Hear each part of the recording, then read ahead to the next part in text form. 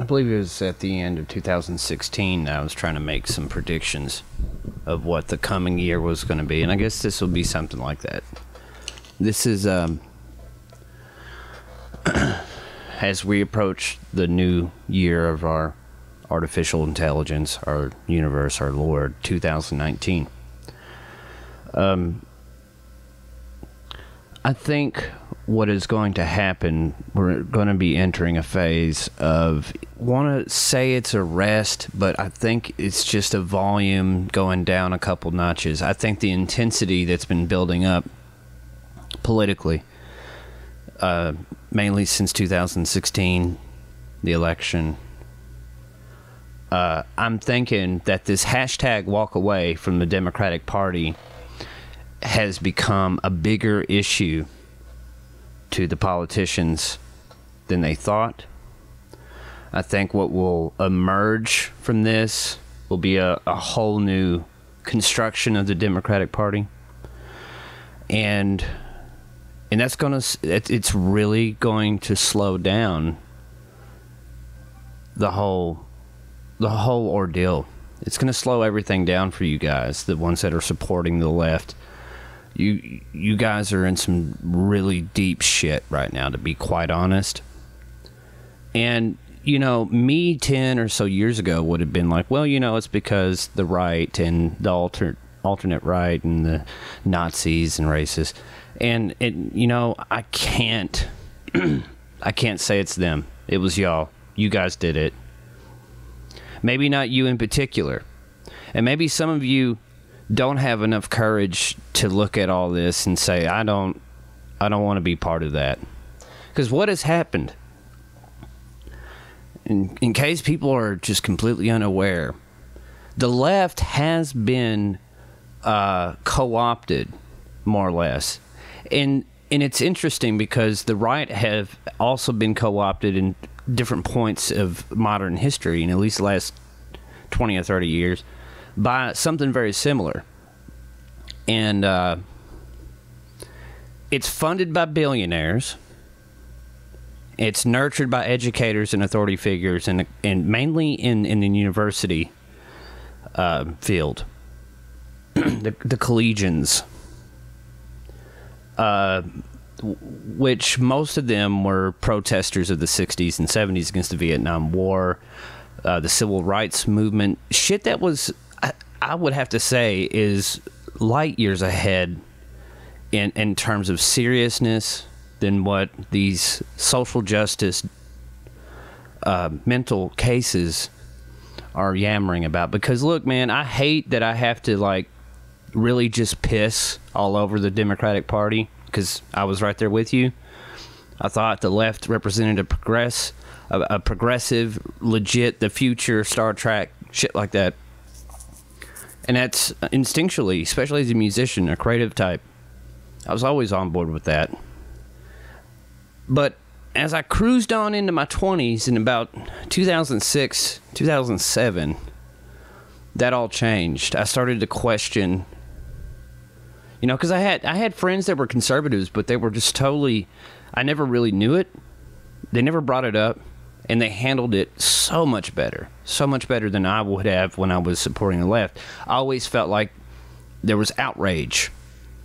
There should be outrage about this. Why we, And, it's okay to be angry. It's okay if you feel like you have to yell and stomp.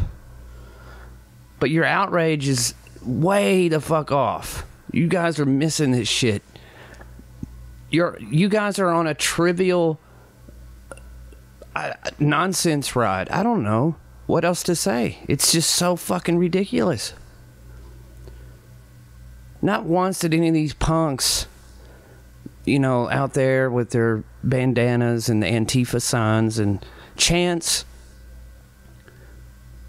none of them even remotely teased the idea that maybe both had their problems, and maybe the energy that we're really expelling onto others and ironically ended up being violent and hateful is way off. You're not looking at yourself at all.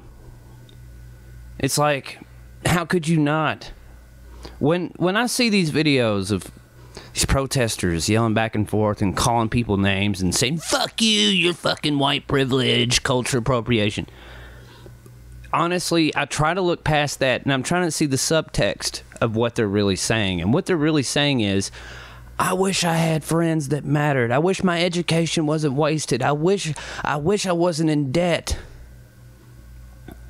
Because that's really what's going on.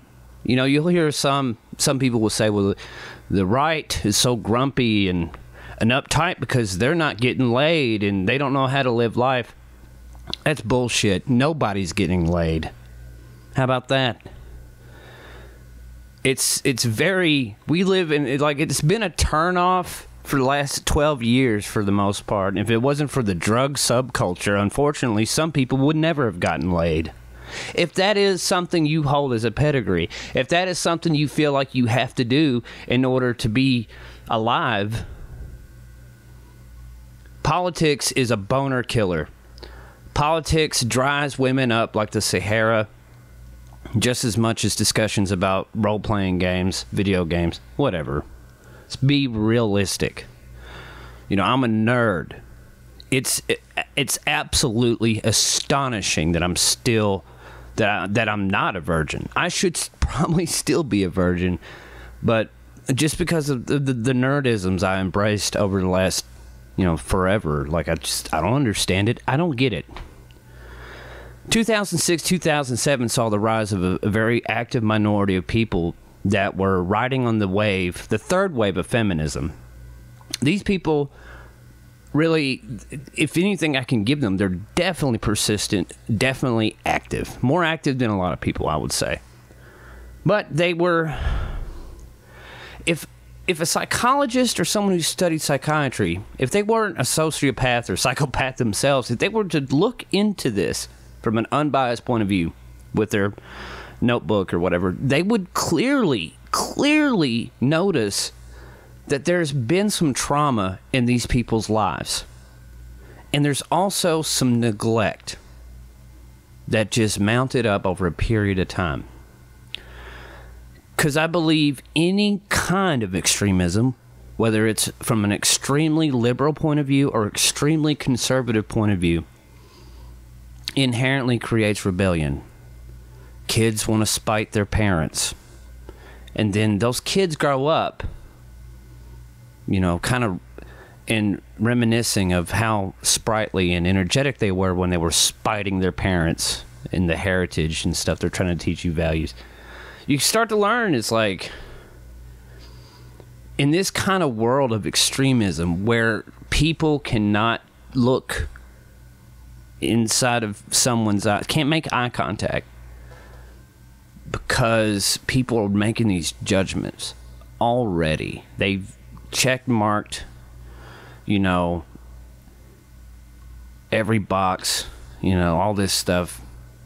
There's no such thing as men having problems, which is absolute horse shit that needs to stop. But, I know that me going out on the sidewalks with a sign and stuff, it isn't going to change that. Men's problems are not taken seriously. Yes, men can be aggressors, but did you know that I have friends that have been, and girlfriends, that have been victims of psychological abuse from their mothers? Do you know that's a thing? There was a film called Mommy Dearest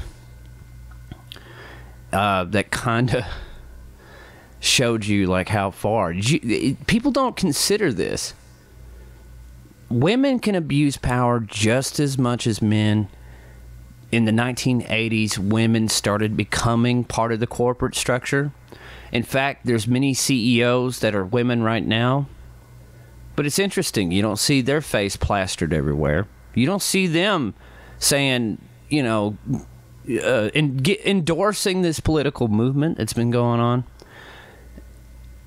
The early 2000s, the main reason why that extremism started popping up in these universities is, I think, without without any doubt, the reign of George W. Bush, when we look back at that, I think a lot of people are going to start seeing some light bulbs going off. You know, things are going to start becoming apparent. That it's like when this guy, when W was doing his little speeches and prepping up for debates, I can remember just as plain as day, everyone at that time was laughing at his ass. Even the conservative press was not having it. They were like, this is a joke. And then something happened where all of a sudden the media, particularly Fox News, obviously Fox News, they started taking this guy seriously. It's like, where was this pitchfork mentality during that era? Now, I understand information wasn't as readily available and didn't come at us quick enough as they do today. But come on. But yet Donald Trump's the fucking devil? There's something wrong with all this. So you have these old school civil rights activist type mind frames, liberals, that are in these universities. And especially the historians, biologists, scientists, they shove this shit down these kids' throats. They take advantage of that open mind, and what they done, what had happened simultaneously, educators were literally brainwashing these kids, these students. You had their guidance counselors and all this stuff telling them, yeah, you know, this course is good. Neck and neck with this, the growth of social media and technology was picking parts of our brain and putting it on the market for sale. That's what they did. That's what they're doing right now. Everything's been monetized. Every single fucking thing that you could possibly put into a search engine or anything you post about on Facebook in private messages, which we all know now it's not private. Shit on Twitter, anything you tweet about has been monetized. They know you better than you know yourself. And especially when most people, especially the youth, have an identity crisis. Oh, you don't have an identity? Well, for 99 cents a year, you can stream this identity or whatever. You have college students that are not only being psychologically manipulated to serve a political cause, it's funded by billionaires like George Soros and that's just one dude's name. I mean, obviously the real movers and shakers, we wouldn't know their names at all. None of us would, really. They're smart. This really wasn't coddled by idiots. This was the fire that is being brought up into a huge dimension. It starts with money. It starts with creating an army of people that can regurgitate catchphrases. They're mockingbird media type shits. They believe it. So the outrage, the victimhood is something that has always been in United States politics. There's been people that milk it to the nth degree to get what they want. And what happened was Trump called the election fraudulent, blah, blah, blah. He kind of put the system into a peculiar place where they're like, well, if Hillary wins, people are going to be wanting an investigation. Not just because she won the White House. There's people right now that are still investigating the Democratic caucus, which I'm thinking smart people know. The ones that really have the courage to go out there and shake the narrative off and go looking on their own have discovered that not only Hillary but Bill, the Clinton dynasty is ripe with corruption, especially when old Slick Willie was governor of Arkansas. But no one wants to fucking hear that because we have the image of the saxophone playing, sunshade wearing, you know, so what, I banged a girl in the White House. It seems to really appeal to the male fantasy. But in reality, the more you look into it, this guy was just a fucking scumbag, and Hillary was just a scumbag lawyer that covered his ass substantially. That's the truth. So, before anyone has any gall to just sit there and just rip apart Trump, fair enough. But if you're gonna go there, you might as well go look at the other side too, because it's just as fucked up, it's just as corrupt, if not even worse. Okay? Hillary and Bill are career corrupt politicians. Trump might have been a corrupt businessman. I don't think he definitely doesn't want to be a career politician after this is over with, because it's been nothing but a fucking nightmare. Out of all the Republicans in the modern era that we gave hell to, why did we choose Trump when we have a W. Bush and Dick Cheney problem? We had a substantial problem, okay? Let's not ignore that they sent a bunch of people off to war for no goddamn reason when it became apparent that there was nothing there.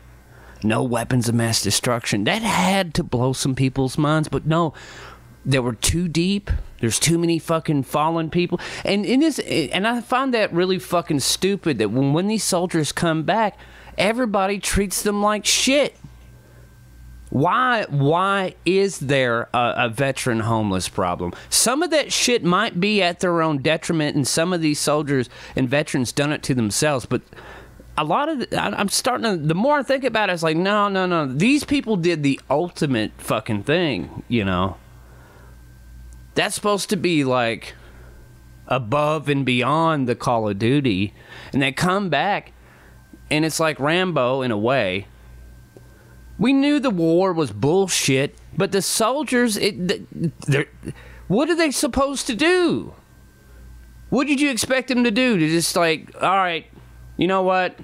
It's all bullshit. Let's just turn around and go home. You think that was going to happen? No way. Obama comes in cleverly. You know, we're going to get these boys home. War's stupid. You know, it really, I mean, me, especially then, being a liberal, and everyone else, the Democrats, ate that shit up. It's like, finally, we don't have to deal with little W anymore. We got this guy. This guy looks competent. He can speak. He's slick. Yes. And a year goes by, the stock market crashes, they bail out a bunch of fucking corrupt, mob-like motherfuckers in the real estate industry and the banking industry with all these bogus... He pulls some troops out of Afghanistan and just places them in another country, and this shit just kept going. He bombed some motherfuckers, and then he starts threatening people with, like, Predator drones. It was around that period I officially was like, you know... After dealing with the third wave feminist in Western Kentucky, and then witnessing the bullshit that Obama's administration had pulled, I was like, you know what? We've been thoroughly fucked on this deal. And I think some people within the established collegiate universities, all these people, they knew it was bullshit. They're not stupid.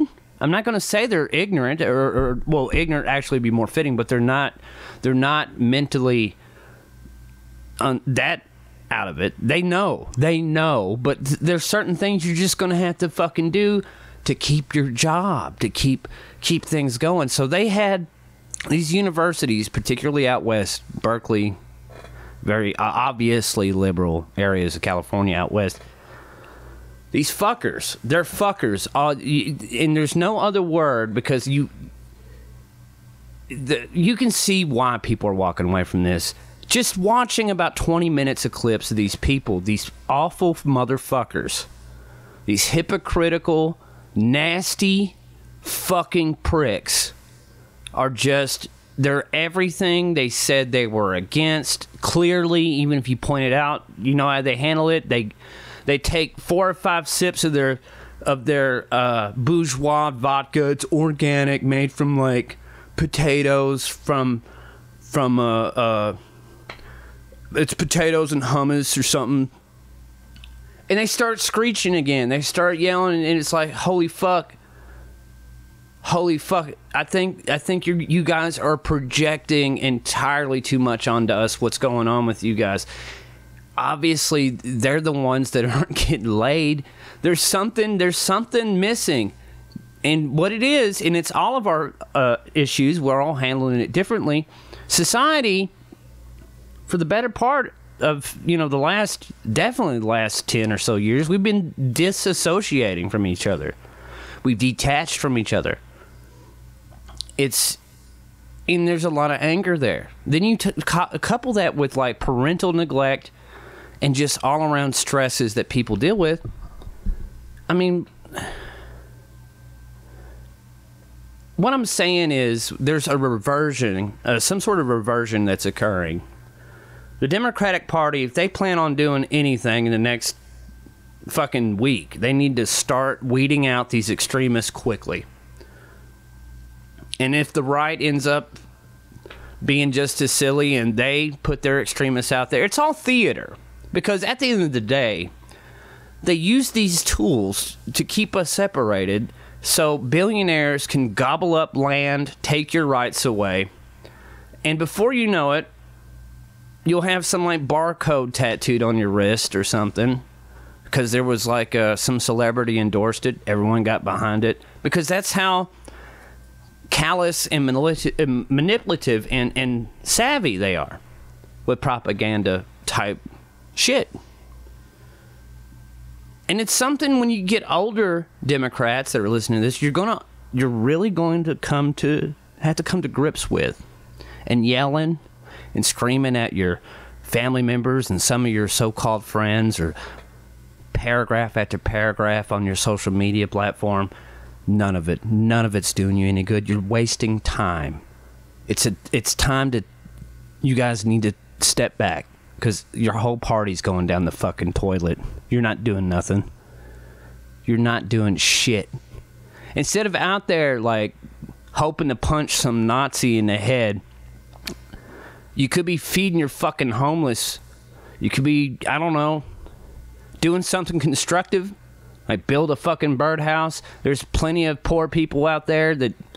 Hell, there's elderly, need someone... There's people within your age group, man, that could use tactile conversation in which they're not being judged or ridiculed because, what? We need to start taking certain real problems seriously.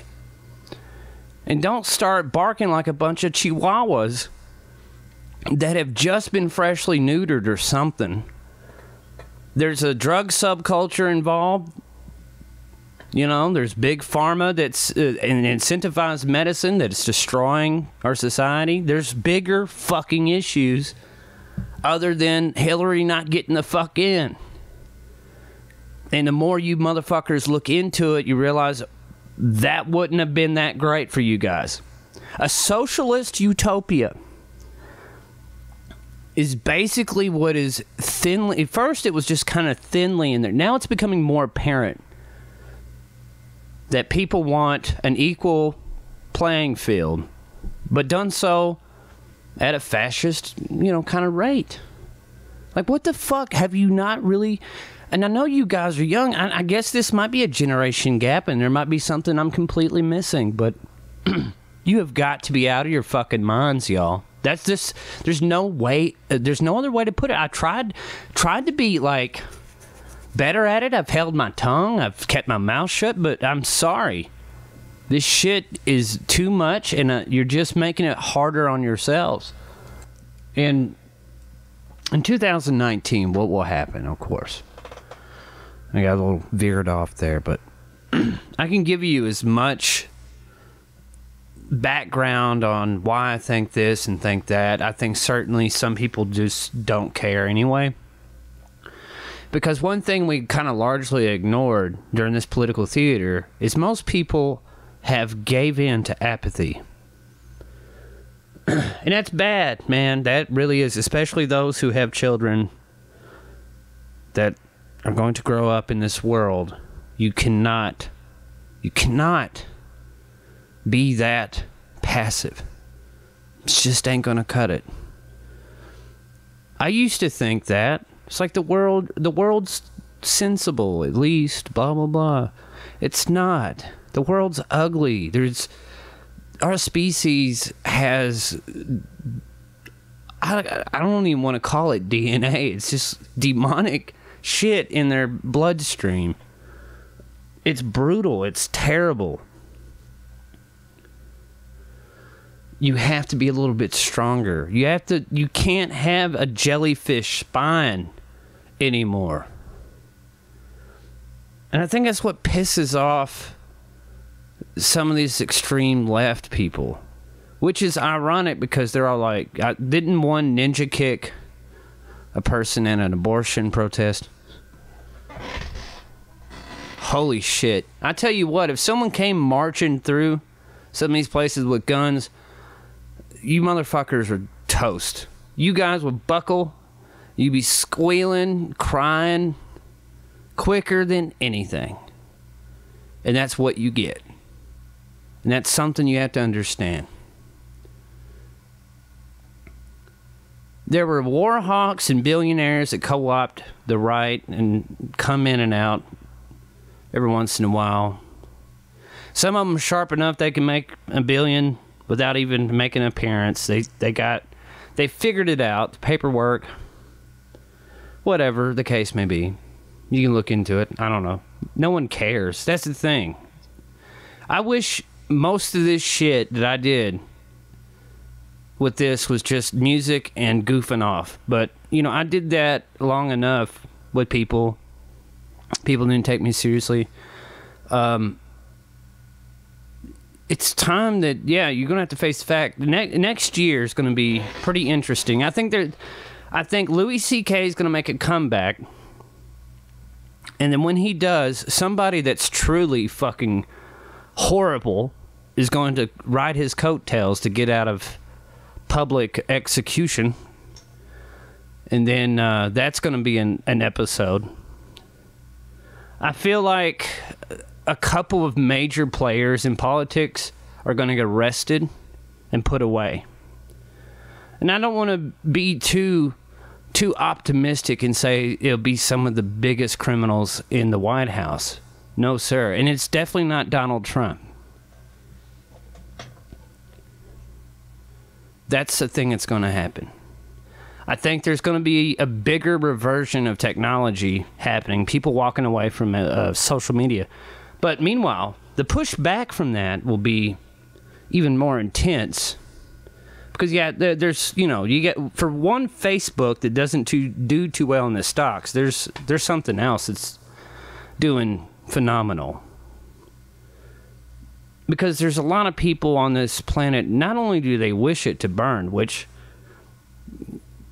I can't even begin to break down what the Earth has been up to. Now, I don't think it has anything to do with us per se. Not carbon.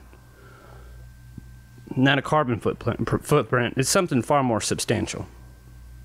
Could be planetary, celestial, solar system related. Who knows? It'll be too late by the time we figure it out.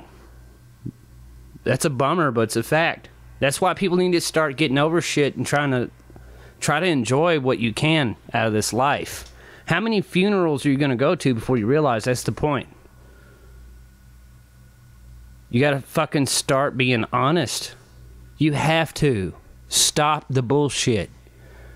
Realize that when you fuck up, there's only so many people that are going to give you benefit of the doubt or a second run or a second chance because they've already been thoroughly fucked.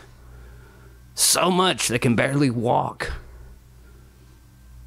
They have trouble sitting down. They've been fucked over so much. That's just the reality. That's where apathy comes in. So I understand why people have given up. But when you have children, you have people, new lives, you can't be that way, man. You simply cannot be a passive, apathetic rock in the house that gets up early and goes to work, comes home, watches the game. Throw the kids are on the iPad. Somebody's fucked up. Somebody has fucked up in every household in America. Someone's fucked up. To whatever degree it does make a difference, that's true. But we have to start accepting responsibility for our fuck-ups. I just wanted to jump on here. because I felt the Holy Spirit. Actually, no, it's local pride, let's just say, sarcastically here. I think it was like 2014, 2012, some shit. There was a woman in Kentucky that would refuse to marry gay couples in Kentucky because it was against her religious, background, her religious beliefs. I don't know how this strain or this string of searches came up, but there's some very interesting laws in Kentucky, and have been. Well, of course, now things have changed, not just in Kentucky, in the United States, concerning zoophilia. In case anyone is wondering, what zoophilia? Like, you only get turned on when you're at the zoo? No, we're talking about people who fuck animals, okay? Now, I don't need to, like, really extrapolate too many visuals there. I think you can do the math. But what I've come to realize through just this Wikipedia entry alone, okay, is how fucking lenient and like Gentile in the grander scheme of things people are about fucking animals. Like, literally fucking them.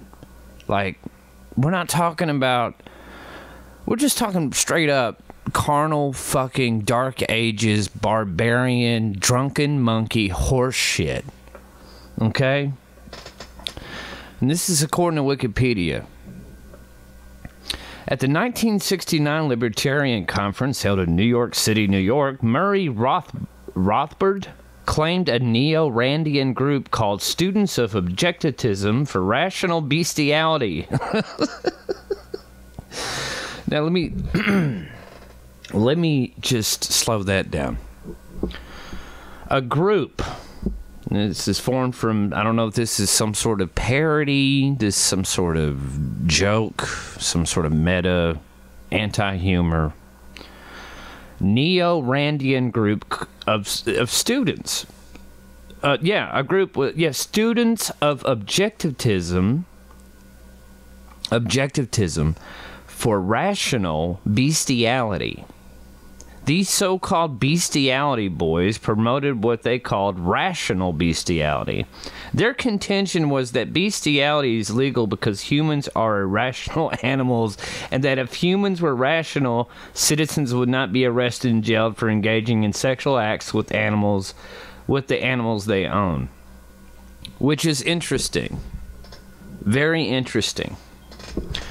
The long short of this rant is Kentucky. Okay, and in most stretches of the imagination, or any other kind of frame of mind I would be in when concerning my home state, we have a pretty interesting, rowdy past. We're known for the whiskey, the race horses, Hunter Thompson, Muhammad Ali. Kentucky, collegiate sports, basketball, and then went too long ago, our baseball team was good. It's like, what the fuck? Amongst many things, but, Kentucky, we're so progressive. We've moved way past, oh, yeah, homosexuals getting married? No, dude, we moved on. We're talking about liberating zoophilia. In 2017, ladies and gentlemen, it was 2017. The 21st motherfucking century, did Kentucky finally say, we need to get a law in the books about this animal fucking thing? People be like, no, Alan, you're taking it out of context. What it is, people love their animals and they treat them as their own. Yes, we do, but you have to understand.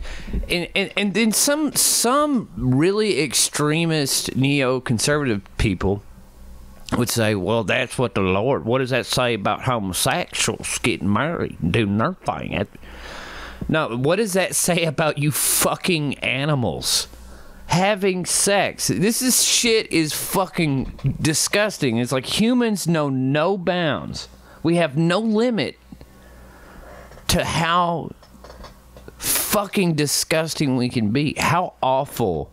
It's one thing that we are provably, historically, without a shadow of a doubt whatsoever, horrible to each other, but we're horrible could you imagine? Like, most of the what you know, who's the lobbyist for this? Like, who the fuck's like, yeah, make sure that law stays off the books, okay? Who's doing that? Someone is doing that. Not just in Kentucky, though. I just had to single out Kentucky because they had a big stink.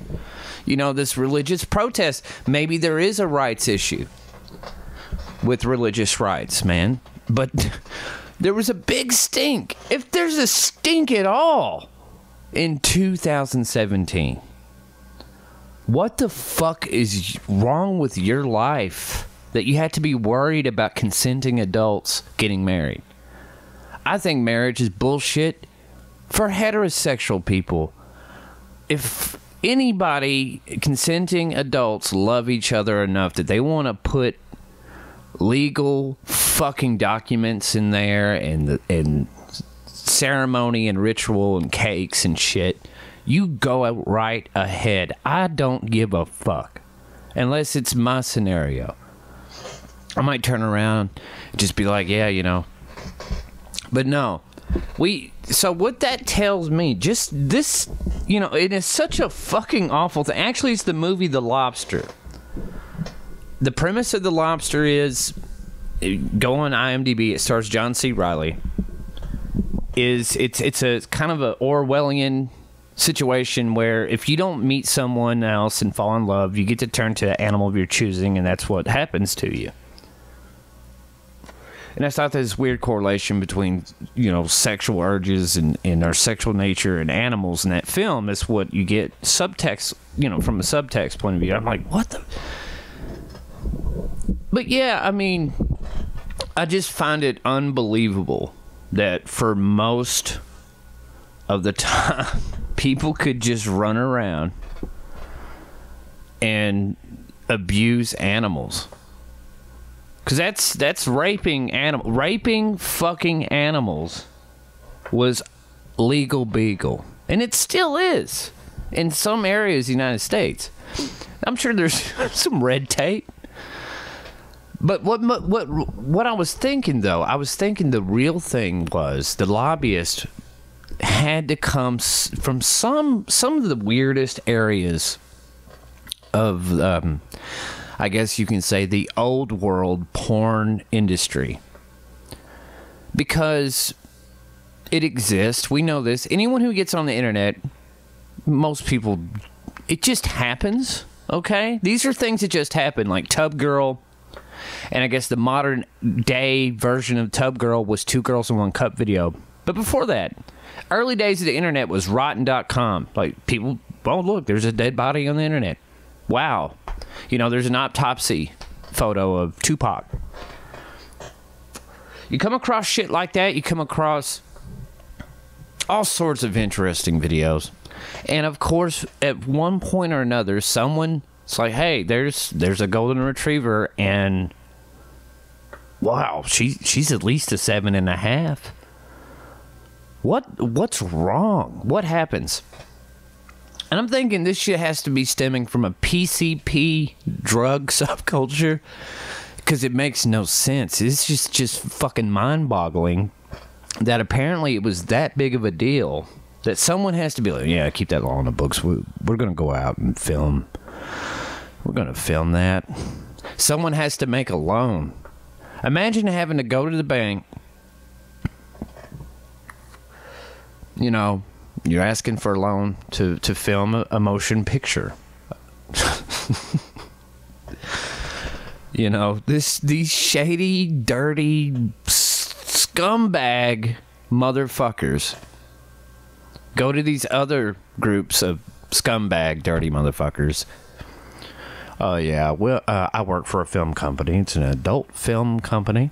We make adult films. We I guess at this time, or even to that point, you know, DVD, home video, online streaming, they have to have a membership. And the banker's like, hey, Nate, you know, you don't have to give me any details. Is there any liabilities that I need to know about? Because some of these fuckers are crazy. They're gonna just spill the beans anyway. They might be on their 3rd gram of cocaine at this point. They don't care. Inhibitions have been they checked out a long time ago. They're at the bank. They're at a bank trying to get a loan for a movie in which there's going to be a bunch of animals fucking women, or vice versa, strap-ons men. You have to understand, this is a gross subject, but this is actually, it just points to me how fucking, like, on the surface, it really is how disgusting human beings are, and how much we're willing to, how far people will go. Because the only reason why the cokehead porn director is in the bank is because he just knows someone's paying for that. Someone's really, really into it, you know. And just to put things in perspective, and people are waking up in a cold sweat, and I don't think this is really happening nearly enough like it used to. I think a lot of this stuff has changed, but I can't possibly imagine someone being like, honey, I had that nightmare again. Homosexuals are getting married. Why? God damn it, why? Hold on, I gotta get my dick out of the dog's ass. It's insane to me. It should be insane to you. That's the reason why it's like when political outrage becomes a talking point, you know, from a local university collegian level where everyone's like, you know, pronoun this, pronoun that, fuck your privilege, check your privilege, blah, blah, blah. Y'all are way, way off the mark about outrage. And so was Kentucky and all these other states that were a little just lenient on people that some of them, no, it's something else. No. You're still giving someone the pass to say, go ahead and fuck all the animals you want to. Just make sure it isn't the same sex or something. How fucking far back is our species really? You know, the technology, it's no wonder technology is going to put these shackles on our fucking wrist and our ankles, and we won't know who we are anymore. We'll be begging to be uploaded to the mega conscious, the AI, the Roko Basilic. Artificial intelligence in the future, punishing select members of the human race for not bringing about its existence. Google that. If you want to get on the hey man, you want to impress people, you want to get a conversation started, you bring up zoophilia laws, buggery, if you will, in the United States, in the Roko Basilic, ROKO apostrophe S BASALASIK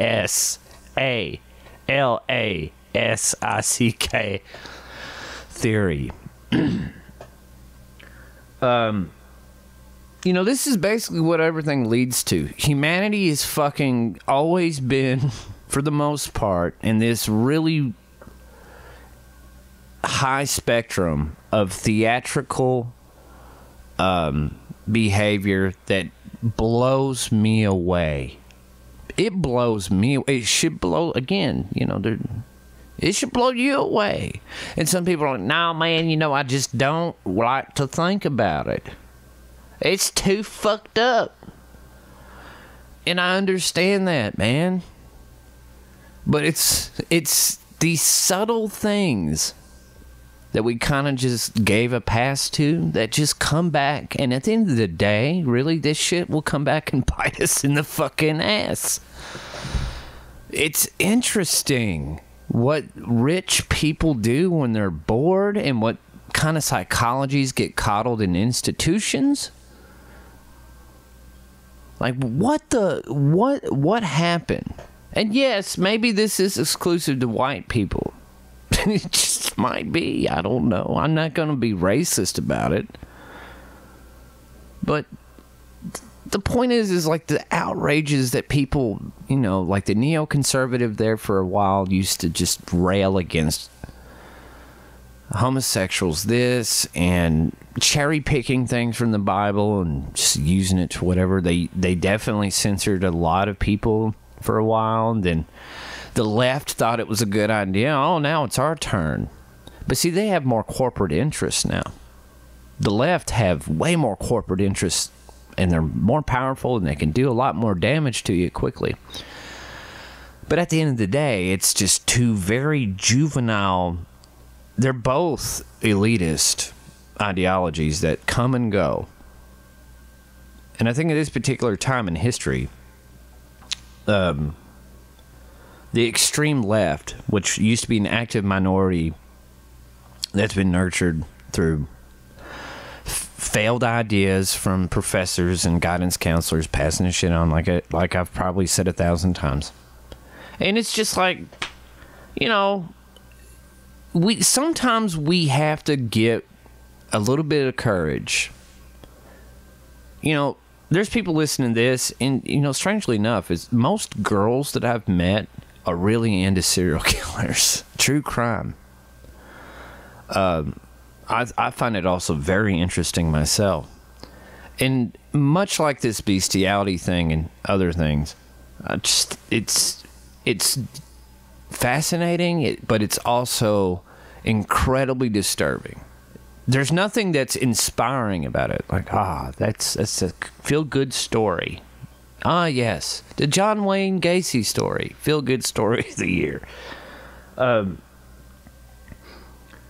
No, but it's like this. It's a very clear thing. Although this, you know, again, it's not the majority, but it certainly shows you that we're not really that far from the Dark Ages. We're not, definitely, you know, in a grand scheme of things, you know, from a relative time frame, you know, ritual murders, sacrifices, you know, we're not that far from that. If bestiality, zoophilia, buggery, whatever, of animals, just, you know, where was PETA on that one? You know, you would think PETA would have jumped all over this shit. And of course, I don't know any media that would fucking cover it. I can imagine CNN or Fox News. PETA rails against sexual deviant fucking animal abuser weirdos. Yeah, that's how I can understand whether it's like pedophilia, which is a obvious big fucking problem in our country, in the human trafficking and the drugs that comes along with it. Hard to talk about. It's one of those things where it's not only is it on the surface, it's like it should be well within everyone's earshot and vision that that's going to be a fucking issue, guys. I mean, it's going to be that big of an issue that there's people just disappearing.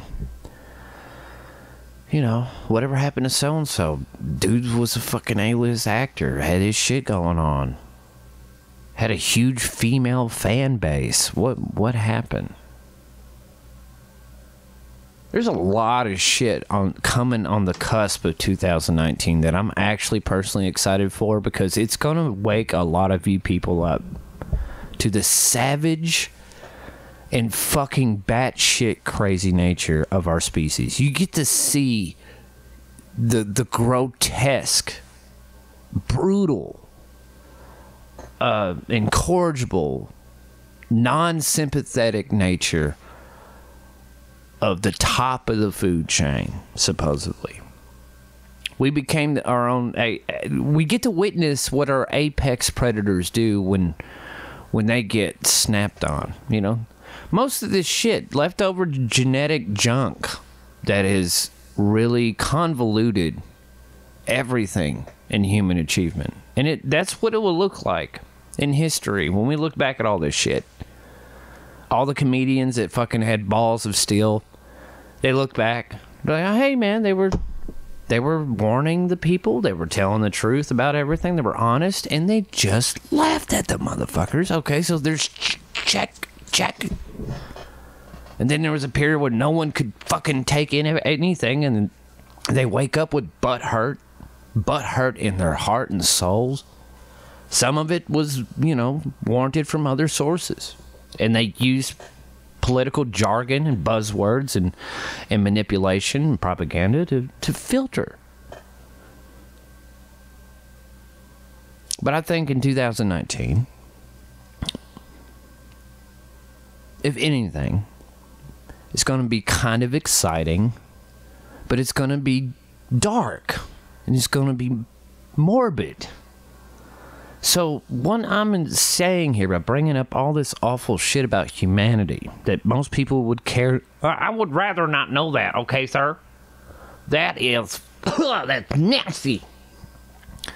You're going to have to start getting used to hearing about it, because at best, the news media and the social media platforms, which I'm sure they'll black them out, they're going to imply, they're going to use some very clever implications in as far as terms and stuff. But, actually at this point, considering how shitty in the ratings most old media sources are doing right now, they might step out of their little fucking box and just start being like, that's horrible. Insert name. I didn't think that was going to be that person here. That's going to be something, it's going to be rough for everybody. Both sides.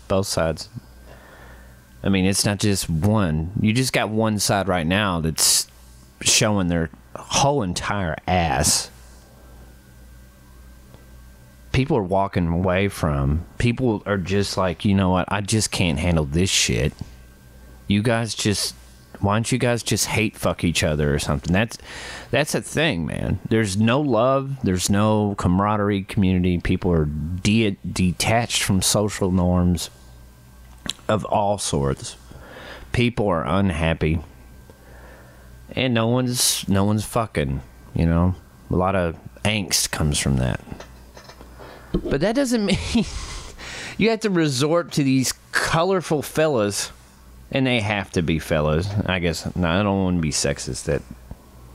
Then again, golden retriever, girl that kind of looks like a crack whore, but looks like if she could clean up nice. Yeah, that's us. I mean, terrestrial radio or traditional AM FM radio has been struggling. Why don't they just jump on the zoophilia train?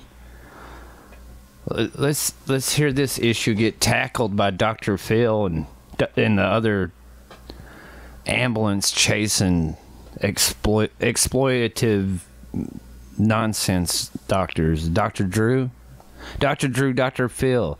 It's prosecute these motherfuckers with Judge Judy and Judge Mills Lane and all these TV judges. What's the one on Parks and Rec? That dude's funny. I can't remember his name. I guess I'm going to have to title this podcast the Not Safe for Anyone podcast, because the interesting things about humanity is always the occult nature, the hidden shit. Secrets are no fun. Secrets hurt someone, as a stripper told Michael Scott in the episode of The Office, Ben Franklin. But the shit,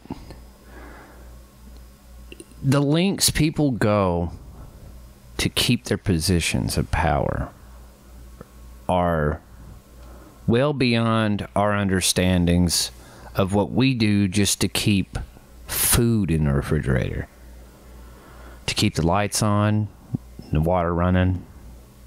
You know, the priorities are different with these people.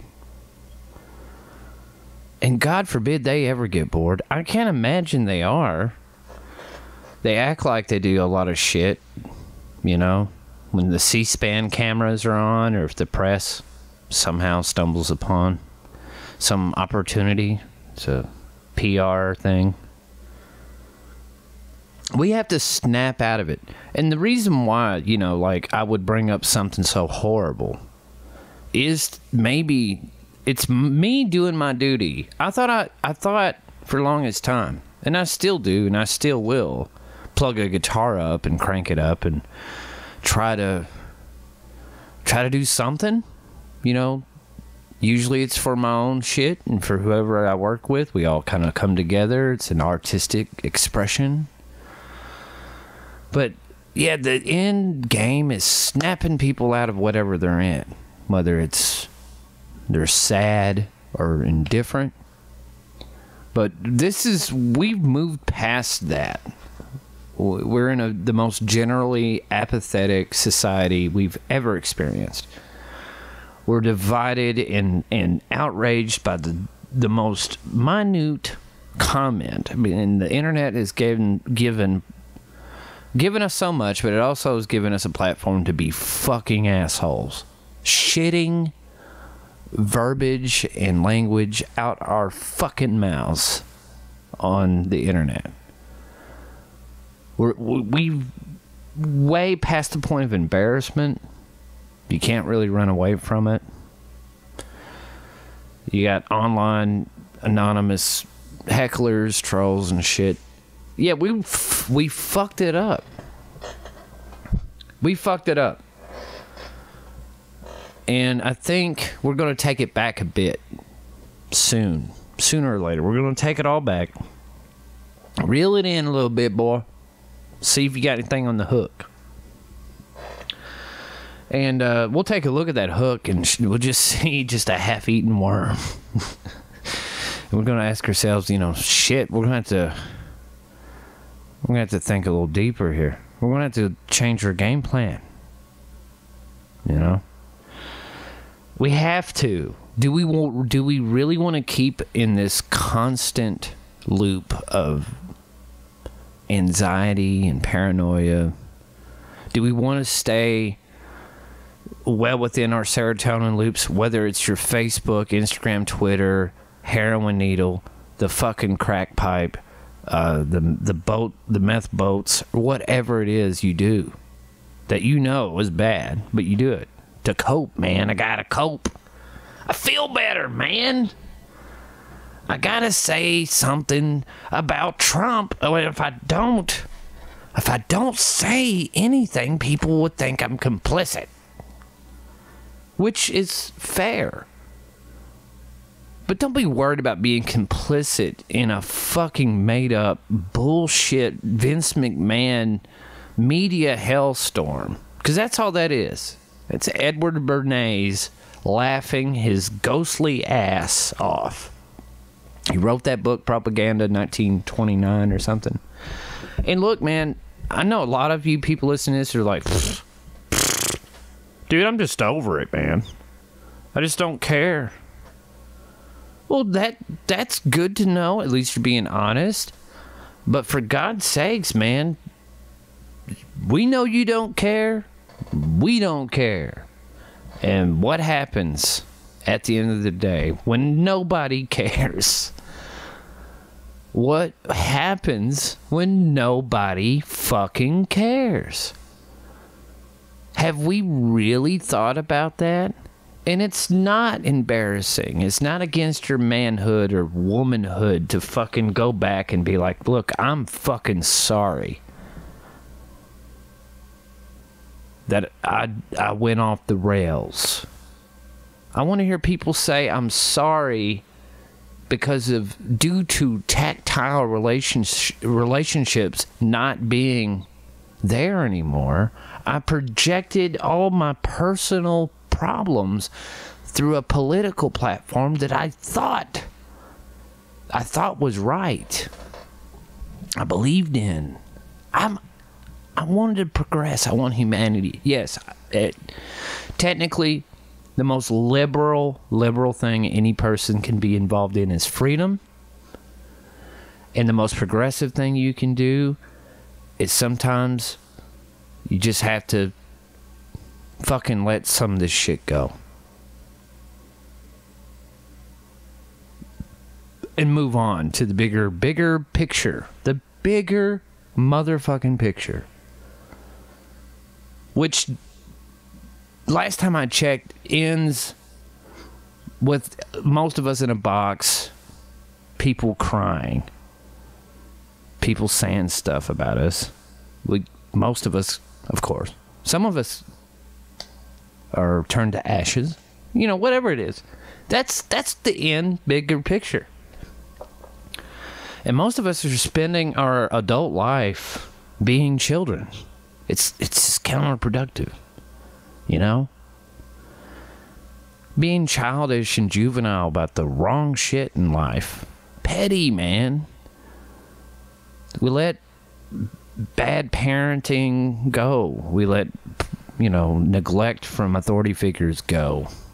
We nurtured and raised horrible people to do horrible things. It just keeps going. It's one burden passing to another. No one wants to fucking stop and take just a little realistic. And I understand most people are in positions right now they don't have time to be keeping it real. Well, I'll tell you one thing. You be keeping it real pretty quick when they call you off and say, hey, man, look, they shut the line down. What? Yeah, they shut it down. They don't know. It's indefinite at this point. They don't know what they're going to do. Or, hey, look, I got to talk to you before you clock out. Oh, okay. Go in there. Hey, look, we got to lay you off. Why? Why are you laying me off? I showed up to work. Never called in sick. Did everything I was told. Well, corporate was just looking and they got a cost. The cost is just, we can't afford to pay you. Hey, look, man, I can take a nickel. But no, we just can't afford to pay you anything. Hell, I might be losing my job as well. There's where keeping it real is going to come in, y'all. You know what? There's that possibility. We don't realize how finite, how sensitive everything, whether it is the 9 to 5 menial labor shit that we all do, paying taxes, man, just doing what I gotta do. I'm doing what I'm supposed to do because that's what you gotta do. Because everyone else is doing it, So I guess I'll do it. So this participation game we've been playing, post-industrial revolution, post-agriculture revolution, we're well into a future of the automated revolution. Quantum computing, all that shit. You might as well. It's just a matter of time before they just said, fuck it. Fuck it. And some people are like, oh, no, man, fuck. We don't need no fast food workers and gas pumpers and bank tellers and booga. Where do you think all these fuckers are going to go? Most of them are overqualified to be flipping burgers. Did you ever think that? Just past Muhlenberg County for a second. Most people are generally overqualified for what they're doing right now. Do you think the government's going to roll out a plan where everyone's going to get a nice fat fucking check to go re-educate ourselves to catch up with the quantum computers that we barely understand for the most part? The common person, the Jane, the Johns, Does, whatever. What do you think a universal basic income would imply from a standpoint of government? That it's socialism. We're going to get into a full-blown communist kind of nation, and we're going to like it. Well, I got to do what I got to do. I got to do what I got to. You just have to. That's just the way it is. That's what, if God if God gets a chance to peek in, he looks at humanity from, up to this point. What has my creation been up to all this time? I've been trying to keep an eye on y'all, but y'all are just all over the place. Can someone fill me in? And it will just be a bunch of people saying, well, I mean, that's just the way it is. I've heard that shit most of my life. And I know people don't mean any ill intent by telling me that's just the way it is. But Jesus, really? Does anyone ask, like, why? Well, I mean, take the incentive out to work, everyone would be fucking doing nothing. Maybe so. But that's just like certain people. As long as you keep those certain people out of the way and they're not being violent and hurting people, people are going to do shit. People are going to do shit. It's just unfortunate that there's more than enough evidence that when some people are left to their own devices, their imagination, they turn into fucking sexual predators, murderous hunters with a taste and thirst for blood. That's, again, that's where we're going to have to stop getting on these passive bandwagons where everyone's like, take it easy, man. Those days are over. Ask your parents what the 70s was like. Anybody has parents lived through the 60s and 70s, let them tell you some shit. The shit they lived through was rough. It was rough. Their drug party scene was crazy. People are popping horse tranquilizers, cocaine, miles of cocaine. People were smoking some decent pot, all that shit. The party scene alone is hard to ever for anyone to truly recover from that. Ask them about fucking speed freaks, sexual deviance, and all that fucking shit. Because this mutation of culture that humanity proves to be when it's fed well and gives everything up conveniently to technology. And I love technology, obviously, but I'm starting to think about it. Like with music is mainly when I started understanding computers, because I could record hard disk recorders. Everything's on a computer. And that's already 20 years behind. I mean, I should be doing this, the new Escape the Rain or whatever music project, from a smartphone. But that's just, I don't work that way. I feel like you're losing something there. You have to have tactile knobs. You have to have some levers somewhere. You have to have something, because that's what killed music, man. And anyone that grew up and has fond memories of the late 90s music scene, in particular,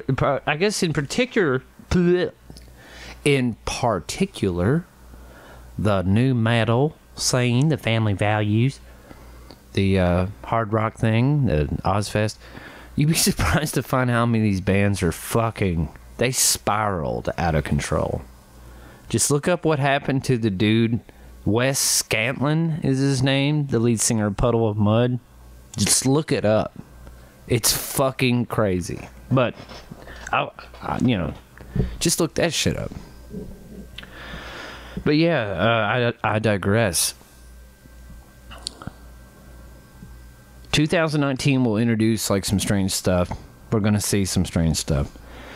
And like I said, Louis C.K. I think will finally make a comeback, and then someone behind him that should not be trying to do. That's the problem. I think Louis knows that. He knows if he could successfully come back with the peers and his fans and the public just, kind of forgiving him, give him a second chance, that they're worried about fur coats that might give. I'm sure, the green light to be everyone's got their reasons, but ooh, boy. People have hobbies. What happened to just like, I don't know, man. Something got into water. Something has gotten into the air, the water, the grass. Something disastrous is happening to the human brain. I think our brains are de-evolving. The technology is there in place to facilitate an evolution. But in reality, we're all just going to be zonked out of our fucking heads. Everything will become like a science fiction novel. And people will not believe it or accept it. There's people having difficulty not only with the fact that people fuck animals and all that, but artificial intelligence and these big tech people with very antisocial agendas are I don't know. They're pouring so much money into this. Billions of dollars are being put into this shit.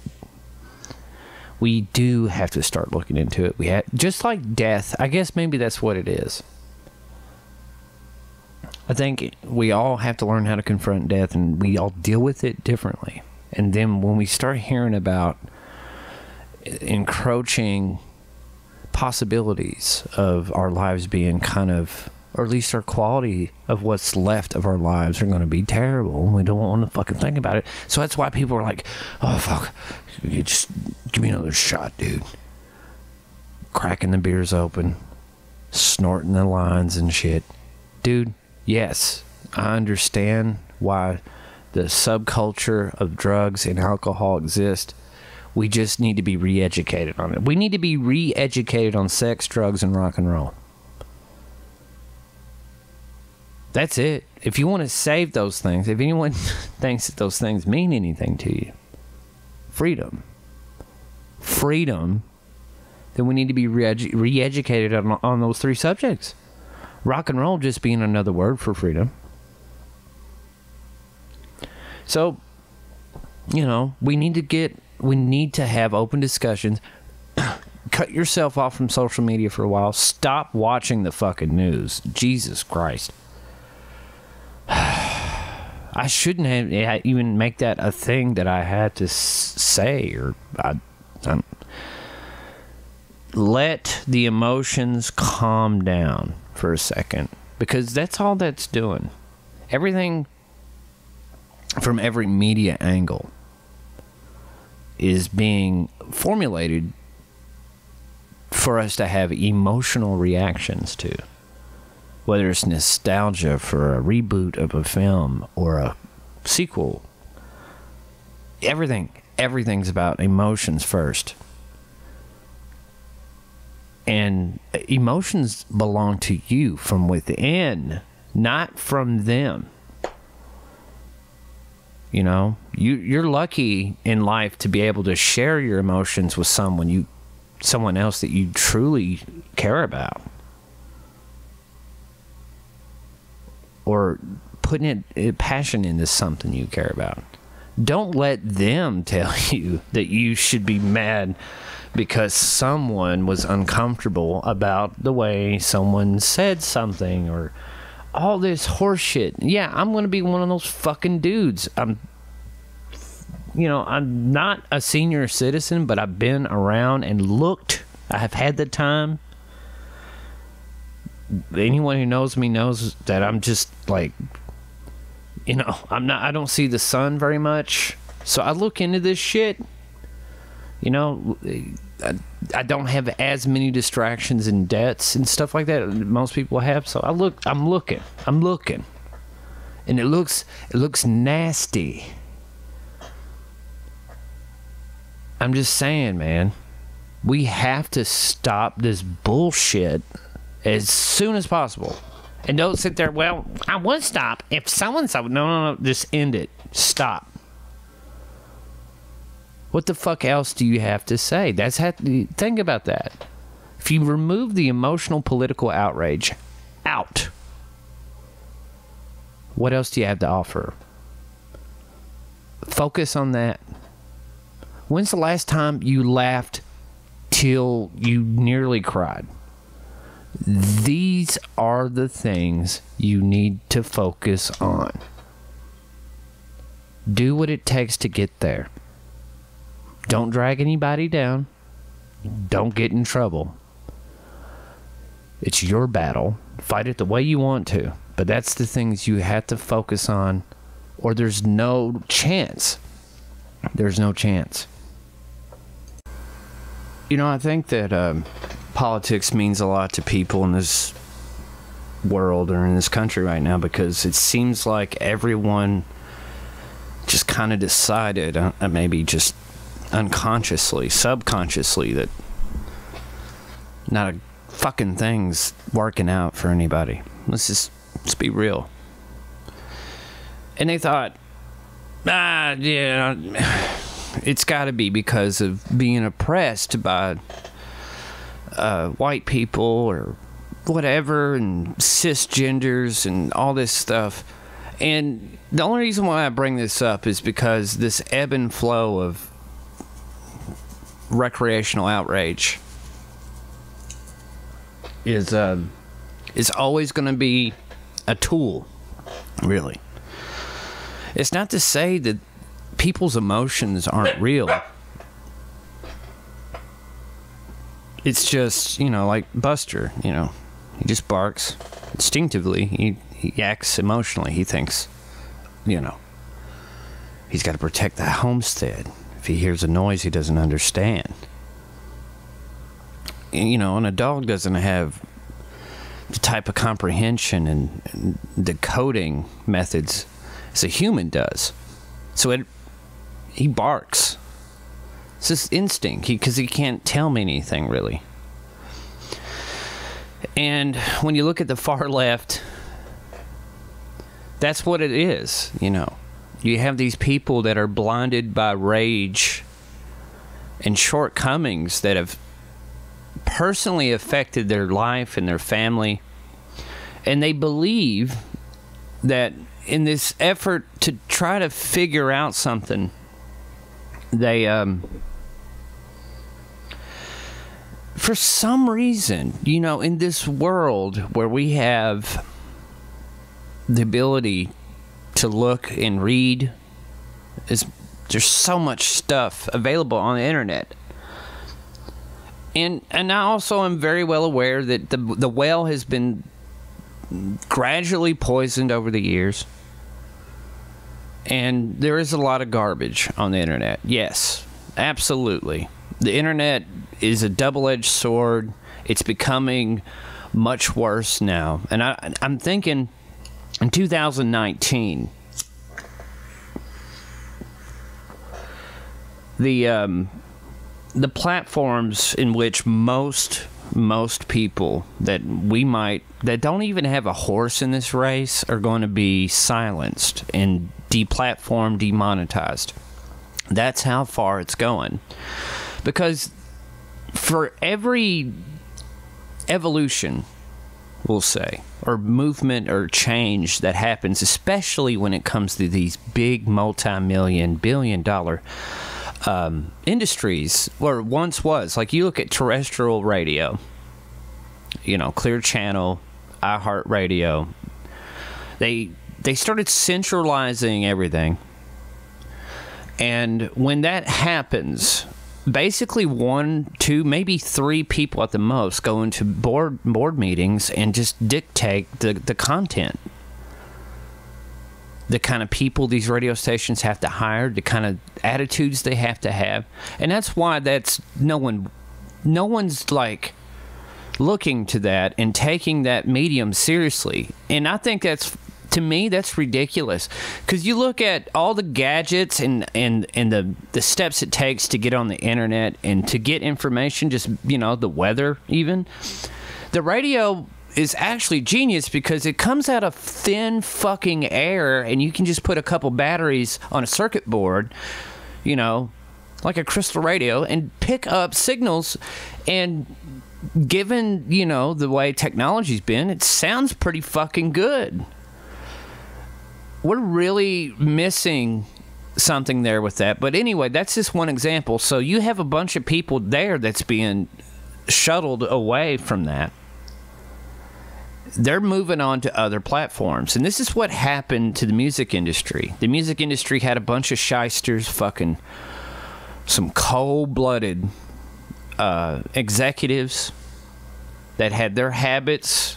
They had a comfort zone with the business model they've been working on for like 30 years. And then Napster, they blame Napster, and all this stuff happens, and they move. And then they started moving into other venues, primarily into the Hollywood field, into the movie industry, the film industry. And you can definitely tell when that started happening, because everything became about franchise, long game. You sign contracts for not just for maybe a couple films, but maybe 7 films. So when actors like, for example, Edward Norton and Natalie Portman were involved in the Marvel universe, because of course Edward Norton was the Hulk, did a fantastic fucking job. But at the end of that movie, they're like, hey, you know, Disney's decided we're going to go full bore and build a franchise with the Avengers, and we got to have you on board for at least 12 films with your character. And I can see that being a complete downer, because as much as maybe, you know, I think maybe Edward Norton knew that was all he could give the Banner character. So this is decided mainly because you get a mishmash of these corporatized radio industry people that have been shuffling around, and they applied like this general knowledge of, you know, what pays the bills, what keeps the summer homes built and paid for, the trophy wives happy. Hollywood definitely bit into that, obviously, and in the process of them doing that, they in turn chase off their, you know, their real breadwinners is their screenwriters and these young, or even some of the most celebrated directors, these artistically driven people like Martin Scorsese, David Lynch, Peter Jackson, even people that really are visionaries. Some of them made very big compromises, and they're like, hey, here's your boardroom meeting film, you know. And that's, so they ran off to television and alternative media sources such as the internet, television, direct streaming, whatever. So you have these people. Now, what we're about to witness is the majority of shareholders and advertisers that are involved in both the major news media propaganda machine, Mockingbird Media. It's what they are. When Obama made it legal to propagandize information in 2013, why do you think he kind of snuck that thing in, and he just kind of moonwalked out of that one? But Ted Turner started CNN.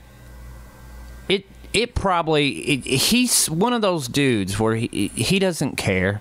He can lose a couple $1 million for every half-hour block that CNN doesn't bring up to its share that they're promised or what they were supposed to be performing.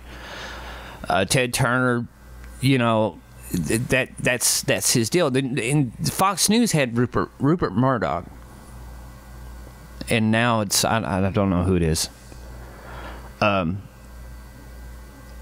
But both of them thought that it didn't matter. Just to put things in perspective, and I'm sure people could probably Google this. Actually, I'll do it right now. CNN ratings have been so poor I think the biggest market rating share block that either CNN, Fox News, CNBC, whatever, MSNBC got was during the terrorist attacks of September 11, 2001, and well into the announcement of the war in Afghanistan and the invasion of Iraq and all this. They fucking loved it. You know, there might be some legit, you know, fear in the eyes. I think Peter Jennings was the only one I really felt like he kind of knew. He kind of knew ahead of time. Much like how Jon Stewart, when he left The Daily Show, he knew.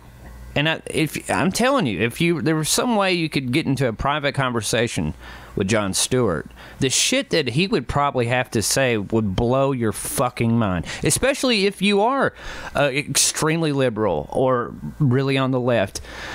Stewart left because he knew comedy was coming under attack.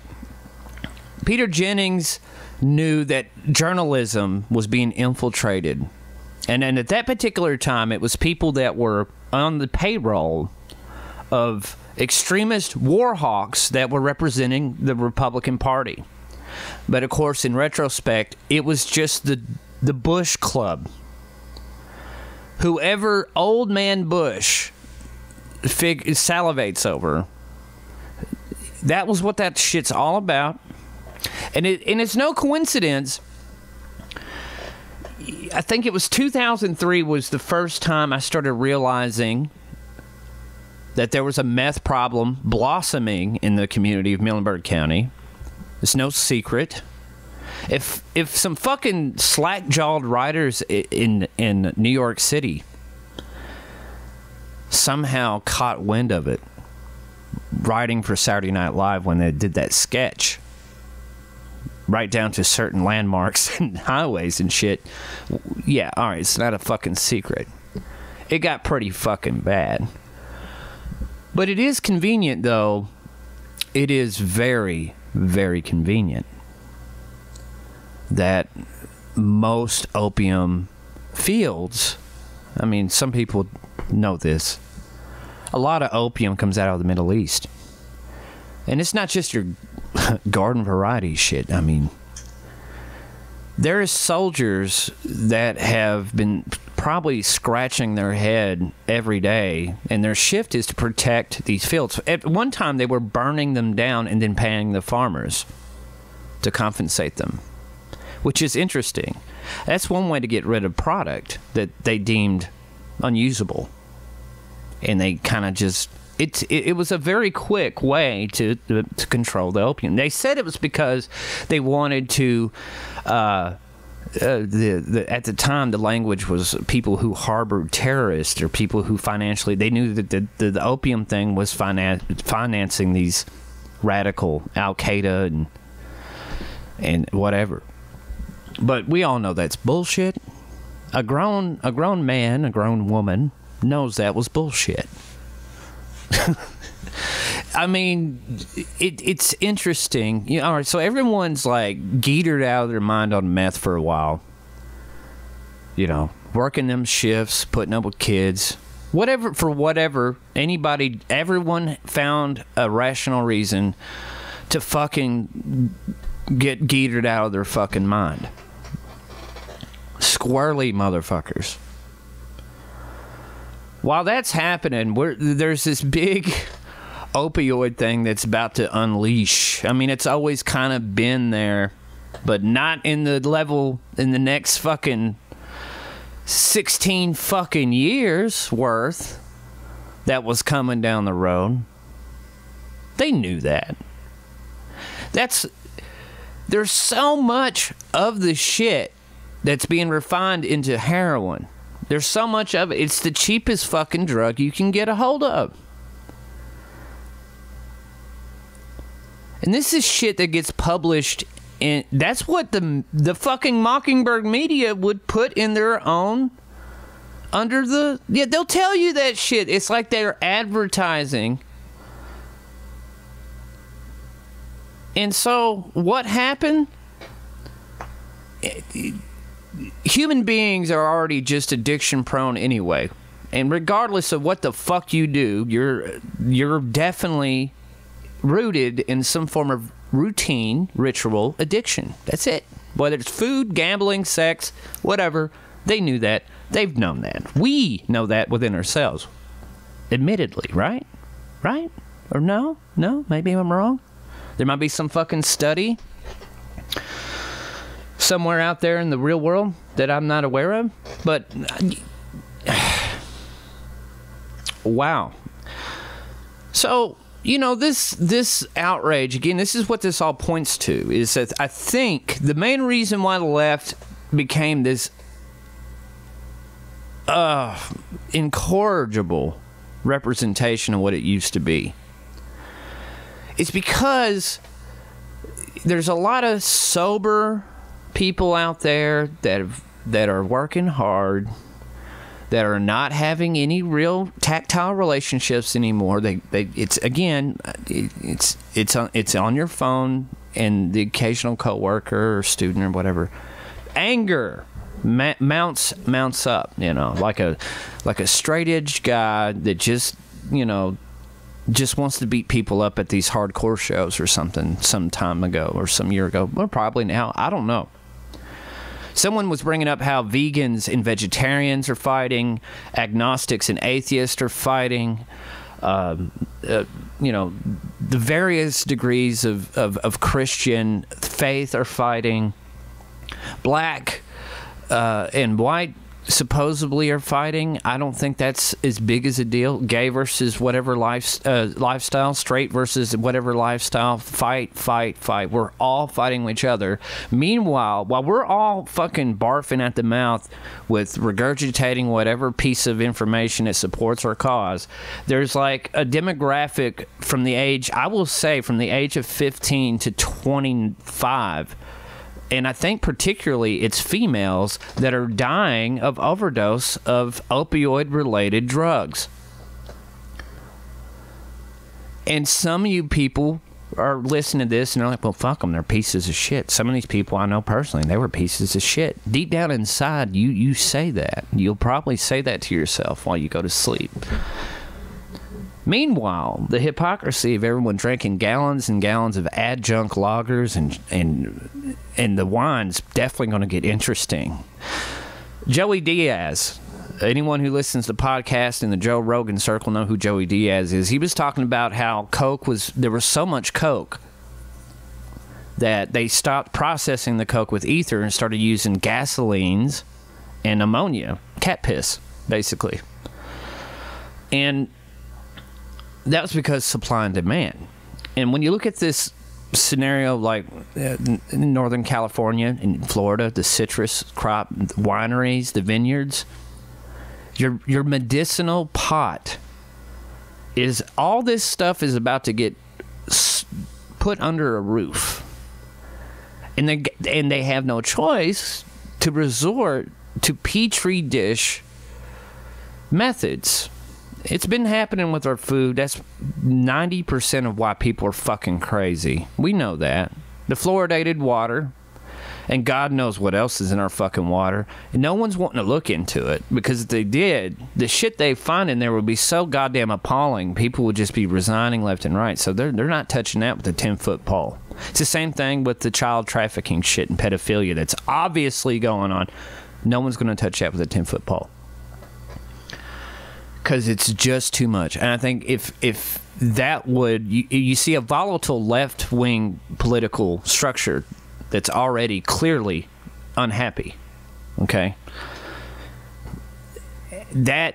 Just the realizations of how fucked we truly are, both of us, would inadvertently unite us, and then we'll just explode. Most of us would implode.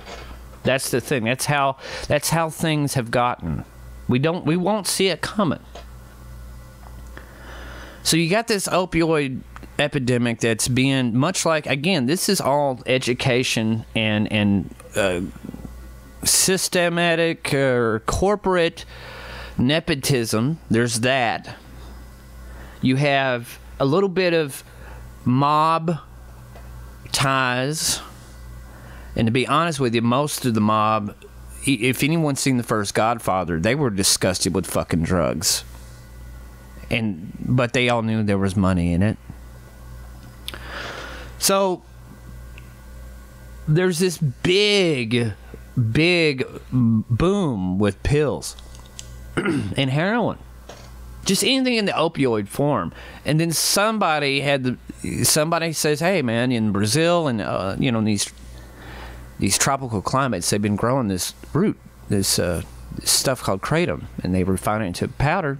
China's been using it for thousands of years because China's, Britain put China on an opium fucking treadmill and destroyed them. It was a tactic. So if you study history with, people talk about, if you're open-minded, if you truly are open-minded, take a look at that. The drug thing is a strategy. The British did that to China. China could be doing this to us, but this is much bigger than that. Because everybody started getting rich off of it. Substantially fucking rich. So much so when one of the advisors to Trump that was trying to lower the prescription drug prices by average for everyone, beaten to death. Google that shit. And before that, husband and wife, I think, was one of the leading generic brands. I'm assuming a competitor to Pfizer and Eli Lilly and all those motherfuckers. Murder-suicide. That's not a coincidence. That is in your fucking face. And you want to fucking yell at me about pronouns and fucking fat pride and all this ridiculous shit. And I wouldn't be so harsh against it when you face reality. Kids are fucking dying. Everyone's hopelessly, needlessly addicted to shit that we know is awful for us, and coming off of it will kill us. Alcohol definitely plays a significant role. And now, I'm telling you, I think what will be the thing is vaporizing alcohol. That there's already a product out that you can get on thinkgeek.com or maybe Amazon, where you just vaporize alcohol and you get wasted that way. That's coming in the full mainstream spectrum. So we're getting garbage alcohol coming down the road. Lots of people are going to be developing odd hangovers that your liver, basically the liver is something everyone's going to be studying, your kidneys, because I think everyone knows somebody or somebodies that have not stopped since they were 14 years old, and now they're approaching 35, 36. Shit ain't changing. And there's no excuse for it. So the quality control's out the window. You can't.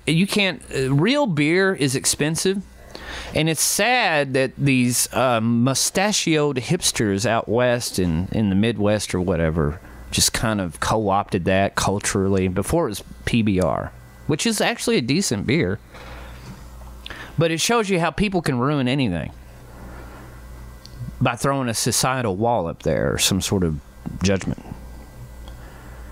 Freedom is, taking whatever you want, from liking whatever you want, and not have to, but what ends up happening anyway in real life is we all have to explain to everybody, why aren't you having kids and getting married, man? I mean, come on, it's not that bad. It might not be that bad for you. Why aren't you set on a career path?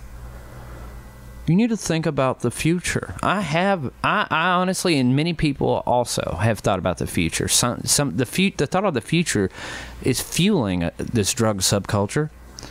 The thought of the future for me is we're coming upon either a completely hysterical mess or a reversion where people start coming to their senses. It's one of the two. So, let's get with it. And the point I was trying to illustrate, during a meth boom, while there was getting ready to refine an opioid based boom was everything's based on up, down, up, down. This constant up, down, up, down.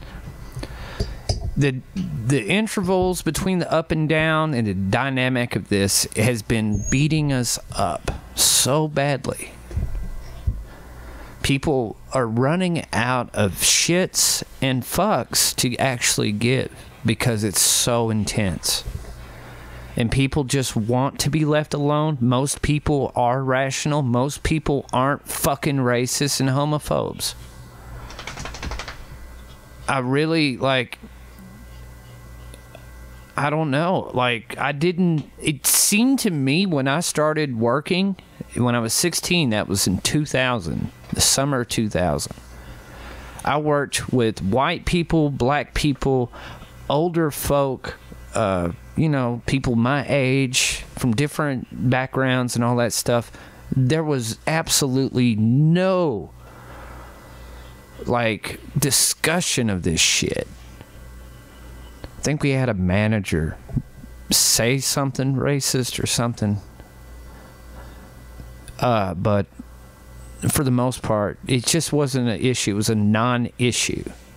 What was going on in 2000, and believe it or not, my long-term memory, although there is an occurrence that's kind of been wrapped into the Mandela effect, is false memory syndrome. And Norm Macdonald brought up this thing, actually, of all people, about it. Yeah, I know, right? A comedian? I don't like his stuff. But anyway, he was talking about faulty memory. Like, most of the past is just faulty memory. But I tell you what I do remember. I was in a cold calling office. And then, much like the premise of The Office, when it debuted, it was a paper company. Dunder Mifflin was on its way to becoming obsolete. And I was working in a field that I thought for sure would have been... And as most people know now, apparently, it's not gone anywhere. And I don't know how that works, but anyway... The shit that was going on is Clinton had just put some job growth in weird places, because in reality, when we all, his administration and his business partners and investors and whatever crooked bullshit at the time got us onto the national or the North American Free Trade Agreement, it was the official pullout. Corporate people, executives, were tired of having to pay people living wages. They're tired of dealing with unions. And they said, fuck it. If we can get the same amount of product out there, if not even, maybe even more, if we just export all this shit wherever we can, we're going to do it. And they did it. And there was just this denial.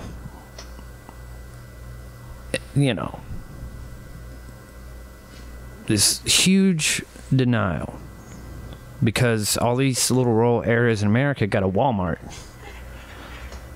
It's like, Walmart was the social network. It was the Facebook of Muhlenberg County and much people, and same for smaller areas in America. That was the social network. I knew plenty of people just went there to hang out. So there was that already. Just there's this emotional nostalgia attached to a fucking building full of shit. But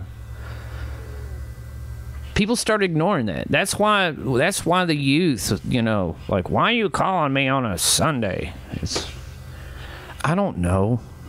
We have this or fast food, and I chose this, and probably will regret this sometime down the road. But that's how it was. That was my first job experience. I learned a lot. I learned that the same fundamental salesman mentality and the systems are in every single form of business there is. ABC, always be closing. And how in the fuck did I ever manage to last longer than a month with the last name Orange calling people is a mystery. It's shit like that makes me wonder if there is, like, an outside force for real. That's right. Yeah, I'm thinking. You know, like, how did I end up with girlfriends that, you know, seemed out of my league, and yet I'm pretty sure I just prior to that been spending money on wrestling pay-per-views and action figures that I collect while playing, and God knows how much I've invested in video games. These are things that make me believe there's a God, perhaps. Because, look, man, you know, especially when I was a teenager, I really had no swag. I was just awkward. I played the guitar. That was it. And, you know, the thing is, there's this misconception, especially nowadays. Oh, dude, man, I wish girls really liked the guitar. They do, but you know how little it comes up? If it comes up in a relationship, it's generally, you need to get a job. Because I tell you what turns people on more than, you know, strumming a few chords or playing a few leads is having a vehicle that runs and money. Because God knows, we all know. Because that vagrant, transient lifestyle used to be pretty romanticized from the late 90s, early 2000s, but it's not good. It's not any clear-thinking woman would not want to. So I understand that. You know, I haven't been married, but I have lived with people. I have experience with, you know, the whole routine of children, you know, the car seats, the daycare, the formulas, the allergies, the flu shots, the vaccinations, the first words, first steps. Been there. I just don't have as much. I don't have the biological children, family yet. Anyway, I've learned enough to know what I want in this life. And some of the shit I experienced from like 2006 to 2011, those 5 years, I learned everything I needed to know. And man, oh man, did I start realizing I needed to make better decisions, way better decisions I was making then. A lot of people realize that, and they get angry. That's where, again, feels that anger bubble. I don't give a fuck to admit I fucked up, made stupid decisions. And now, you know, me trying to fucking date is horrendous. Because because people are sensitive. The dating games change. That's why there's like a fucking, you know, Trump supporters dating website. Because we're virtually becoming so incompatible with each other for one reason or another, whether it's spiritual, financial, definitely political, whatever. And there's these unifiers, these things like music and all that stuff isn't part of our culture as much as we think so. It's a niche thing. That's how bad shit is. We don't really look at it because some of us have other things to do and some of us have been fucking high. I think people have friends in high places and then some people are just high. And you know what? That's fine either way. I don't give a fuck what drug anybody does. You know, no matter what I say, if you can be happy, honest, and you don't fucking hurt anybody or fuck up someone's life to where they have to wake up in the middle of the night and be upset that someone's smoking a joint, you know, so it's shit, you know, it's things we have to consider. Again, consideration, for your consideration. And of course it'd be in piss poor taste to outline my single lifestyle as some advertisement. You know, free, single, I'm not in my 40s yet type deal. That's piss poor behavior. My problem is I've gotten, and I think the main reason why I just kind of stay indoors and stay in this constant introspective It's because people are fragile, really. Men and women both are. They're showing a fragile weakness. I have a zero tolerance for, especially in groups of people where there's someone trying to dominate this conversation with this obvious, look at me, you know, I'm regurgitating the things I saw on the news today, and shit, people getting fights over, and these weird small talk. I'm just over it. Over it. Let's just focus on having fun. Let's try to laugh and not do so much because of some inside joke, because someone only two of you know is having a rough time at life. That's a common fucking thing. You live in a small town. Small town, big motherfucking mouth. And this is something I noticed too, and this is where I'm going to get on my soapbox. Ladies, women,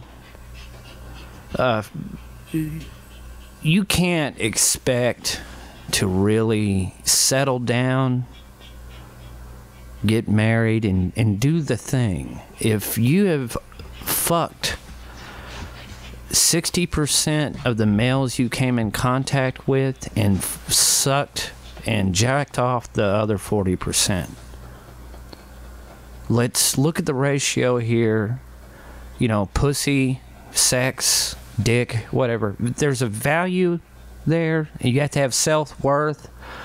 And the meth thing, when meth boomed, a lot of women, and we know this, they devalue themselves fairly quickly, very quickly. Like the cocaine thing was the same thing, but this is different. This is a different beast altogether. So you can't expect to say move to a neighboring county that's going to change. No. When you look at the percentile, and dudes is the same way. There's dudes that do the same shit, but some of them wise up to it. It's not worth it. For some people, the chase is life. And when that chase begins to become way too much, or it's impractical in whatever living situation, that's when people get really miserable. So that's when you have to start exploring shit.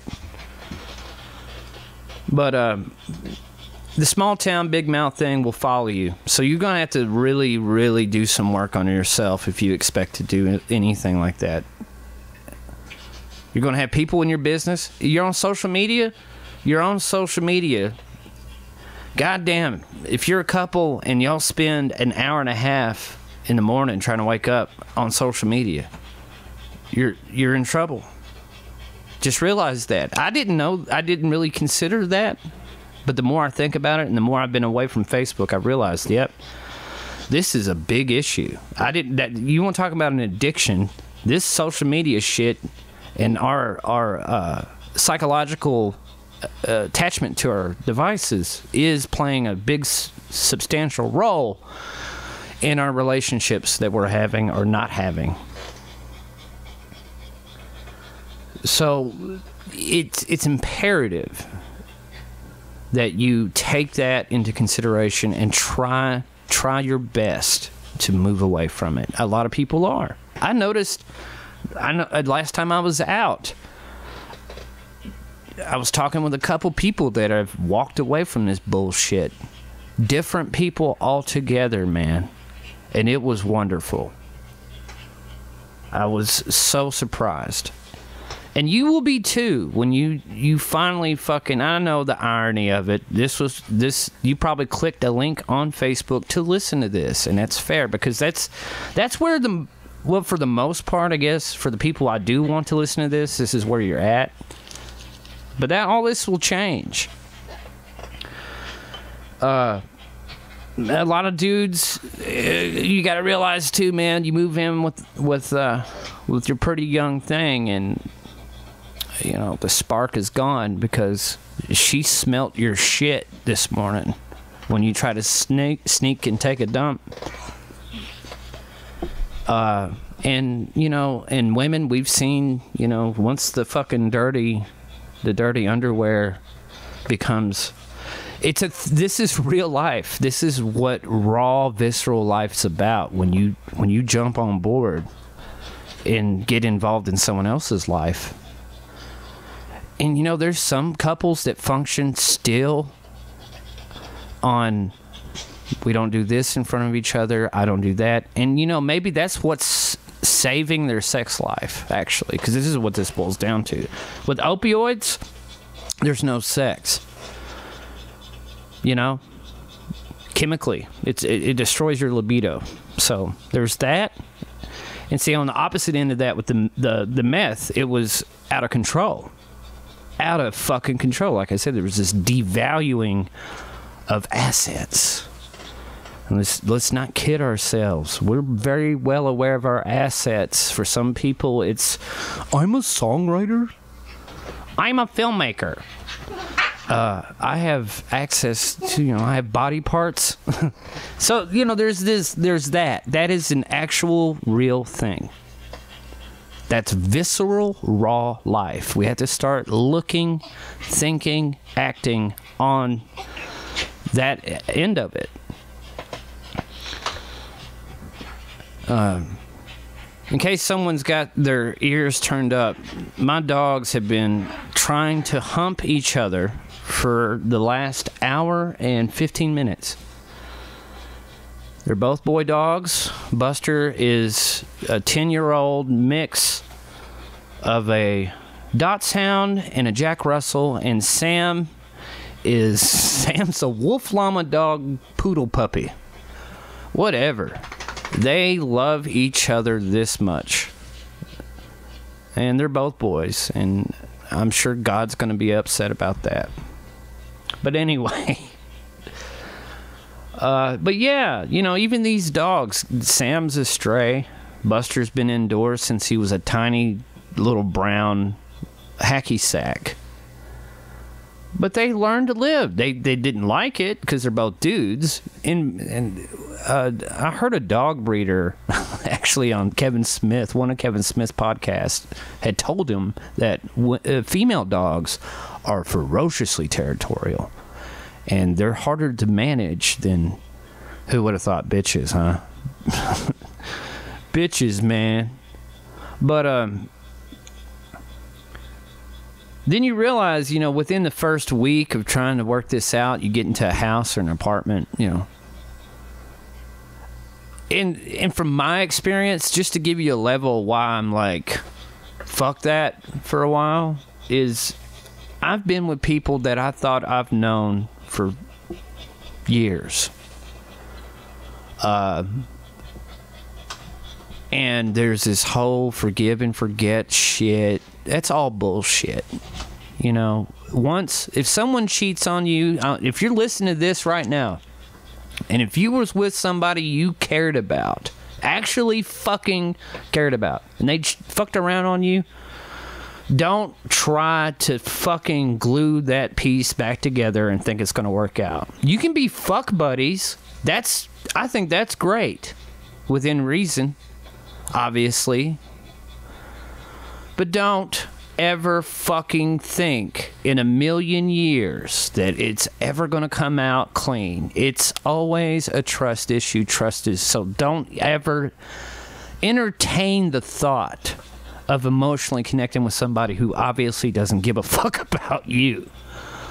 Okay? This is from my personal experience. I'm saying this with every fiber of my binary, non-binary, spectrum, analytical, whatever the flying fuck. I mean it. Don't. And if you have friends also in your life that just come in and out when it's convenient and fucking talk you down in some degree, they find fault with shit that you know for a fact isn't turbulent, or you're not really hurting someone's feelings intentionally. These people are toxic. They're expecting something out of you You're not quite sure what it is, but even if you met their expectations, it's just going to be the find a fault.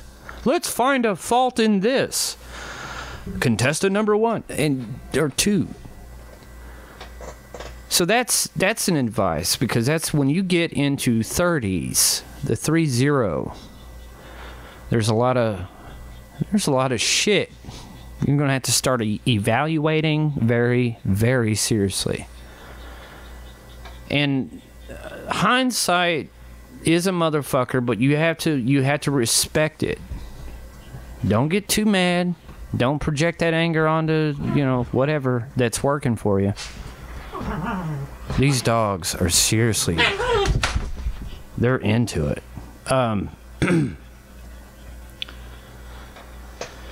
You have to. This is because when you look at it, and many of us have been in situations for one reason or another, it's awkward. Like, you can tell the tension between the two people, Jane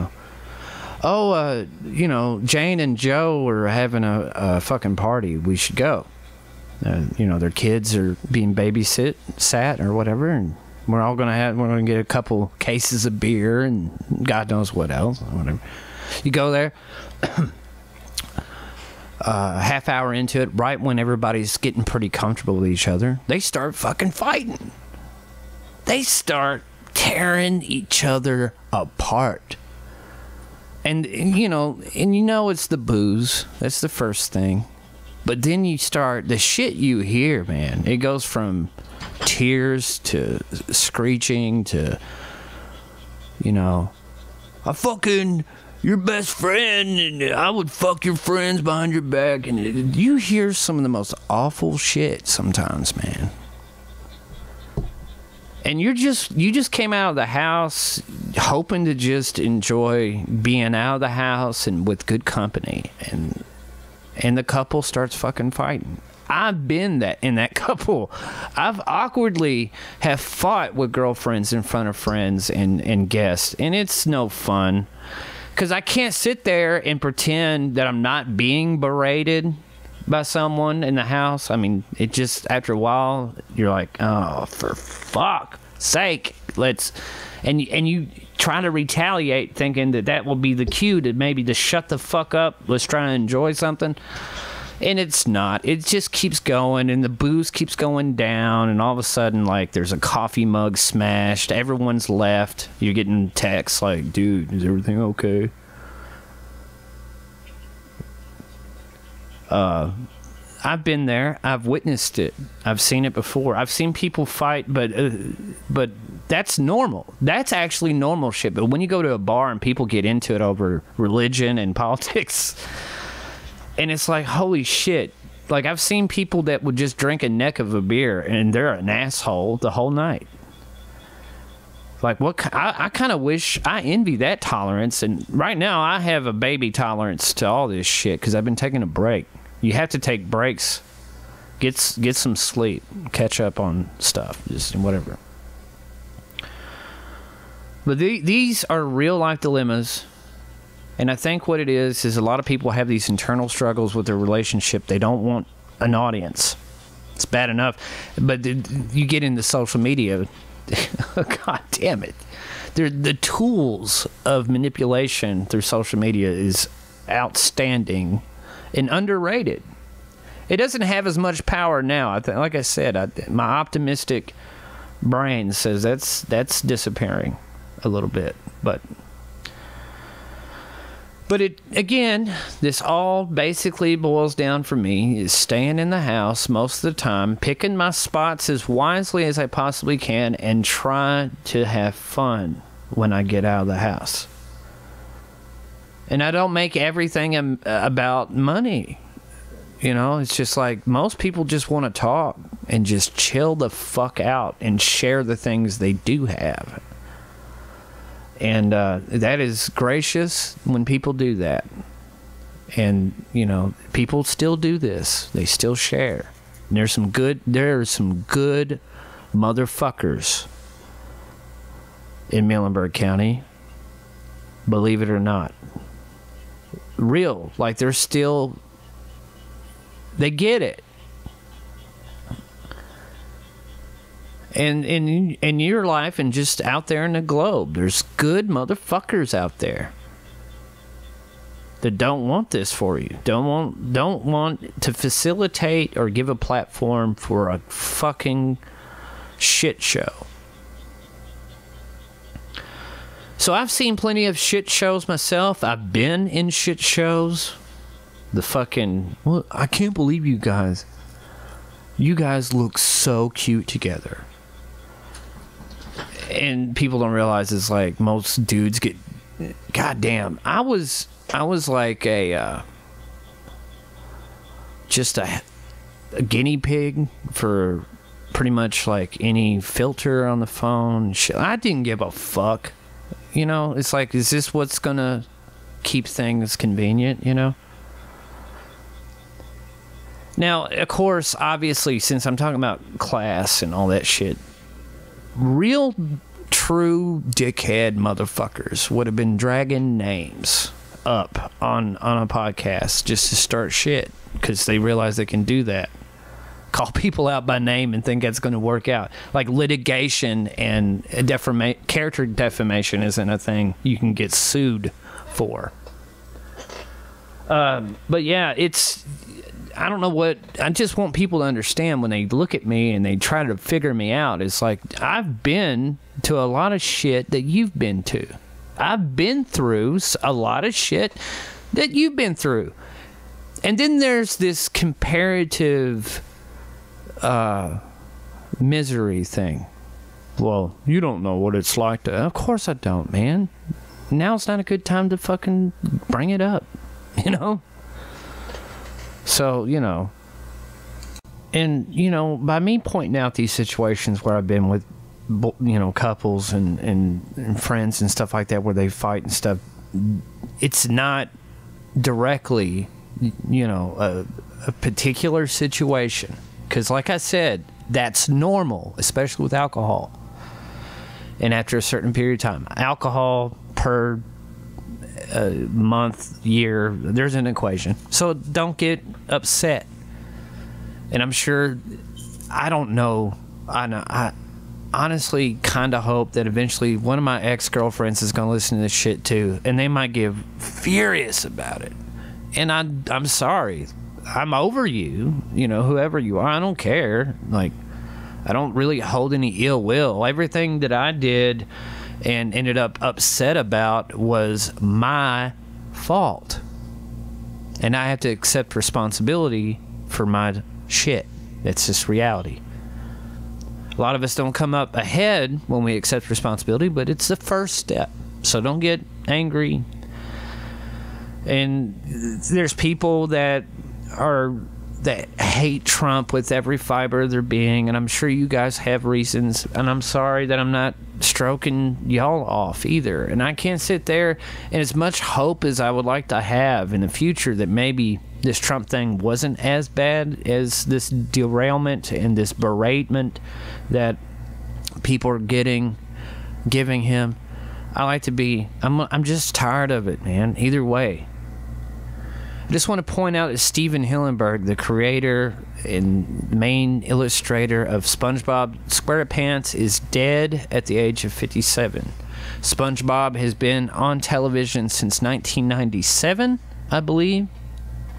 Really broke through in 99, 2000. That show is hand-drawn for the most part, 2D. I'm a sucker for the original hand-drawn shit. Especially the original first 5 seasons of SpongeBob has some legit hilarious bits and good moral.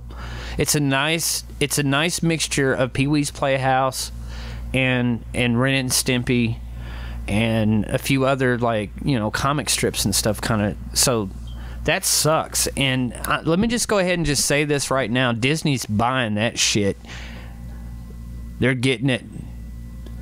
They'll either cancel that show, believe it or not. They'll just, again, about maybe a couple movies, because they don't know what the fuck's going on in there.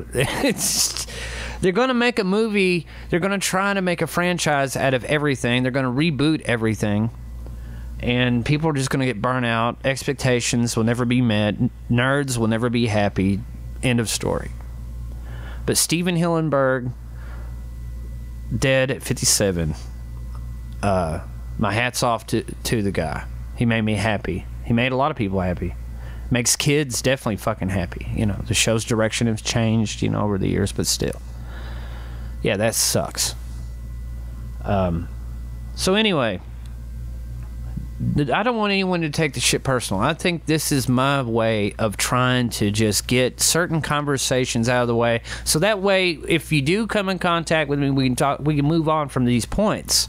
We can just, you know, because I can reiterate the same shit, and it, you know, for some people, it's very easy to get angry too, because no one's going to get it. They're still going to be like, but you see, man, you don't understand. It's like, no, I do understand. I have been on both sides of this political argument for a long time. I've sat in the middle. I've been on the left most of my fucking life. I started scooting over towards the center as an independent. There's a lot of things conservatives say that I respect and actually agree with, and there's a lot of shit I don't. The same definitely with the left. So just get over it. Let's have a few beers and let's laugh. Let's fucking laugh. Or if you want to cry about it, dude, I'll cry with you. Whatever it takes to get us over this bullshit, let's do it. Let's fucking do it, because if we keep doing this shit, it ain't gonna be pretty. Because the artificial intelligence thing, the automated revolution that's coming is not gonna be good, and there's gonna be a lot of hurt people, a lot of people that are gonna lose their fucking mind. They're gonna lose their families, their homes, shit they worked hard for. We got to get our shit together and start helping each other, and not expect a fucking everything to come to you. You don't do things for people with the expectation like, yeah, this is going to work out for me later down the road. You just do shit to be doing shit. I've realized in the last 13 years, I've spent a lot of time doing shit for people that could care less. They don't register legitimate care, love, empathy, sympathy, none of that shit. And people listening to this, you know, you have people in your life too. You might still have them in your life. Fuck them. You don't need them. They definitely don't. I don't even know why. I think it's just there's this sociopathic nature with some people that I find to be absolutely disgusting. And these people have never been in a real confrontation. They learned the skill of getting out of things. They can cause a lot of fucking trouble and never have to face any responsibility or consequences. But I've learned early on in my life, when I didn't understand shit, I used to bully kids that used to bully me, because when I got into school, I was bullied a lot and shit, and I figured that was how it was. I had to learn the hard fucking way. You know? So everybody needs to just get real, man. Fucking, if you need to light up, if you need to go float a boat in a hotel room for a week, if you need to go snort about $5,000 worth of shit up your fucking nose to do it, I don't give a fuck. Just so long as you're not out there trying to disrupt someone's life, as long as you're not trying to be dishonest. Like I said, don't fucking do things with the intent to brutally hurt people you don't understand, and you're just trying to find a fault in because some shit in your life didn't work out. Period. And parents out there, do everything you can to raise your fucking kids, because everyone else is pretty much tired of doing it for you. And I've been saying that, you know, because I realized, man, there's some kids that are actually very well behaved, but when a certain person enters the room, they're trash. They're fucking, you can't handle these motherfuckers. They're out of control, man. Stop putting kids on drugs. Give them something constructed to do. I don't care, because teachers got tired of being babysitters. They're tired of having to argue with parents about, you did this wrong and that's my child, blah blah blah. Look, man, you put your kid in the public school system, your kid's a piece of property now of the state. All right, you put your kid in a contractual daycare thing since they were 3 months old. They're a property of the state. So think about that shit. You know, public schools are changing. There's a lot of good reason for it, but there's also a lot of fucking corruption. There's pedophiles coming in and out. Dude, don't even play. We got to start thinking about that shit. That's the future, right? Everyone's talking about the future, and of course, you know, we got a year and a half, and there's going to be some serious fucking things happening, and we have to fucking figure it out. We have to figure out how we're going to handle this on a psychological, emotional level, and stop blaming politics.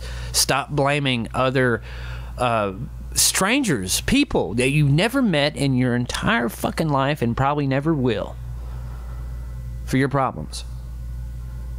Shit that happened 200 years ago. No, that's not you. You didn't.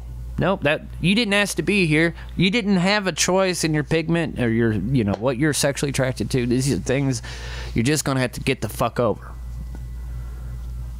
I'm gonna start this pride group where we take pride in having genetic predisposition for colon cancer. We're gonna march. I'm gonna get rainbow bright hair. I'm gonna fucking get some fake face tattoos, of course, and I'm gonna cut a dope ass EP of rap and then cash in on that real quick. All that aside, though, seriously, we're all goofy, we're all fucked up when you have to accept that, but we do have things in common. Most of it is in drugs and alcohol subculture, but outside of that, there's bands, there's artists, there's comedians, there's movies and shit we all like.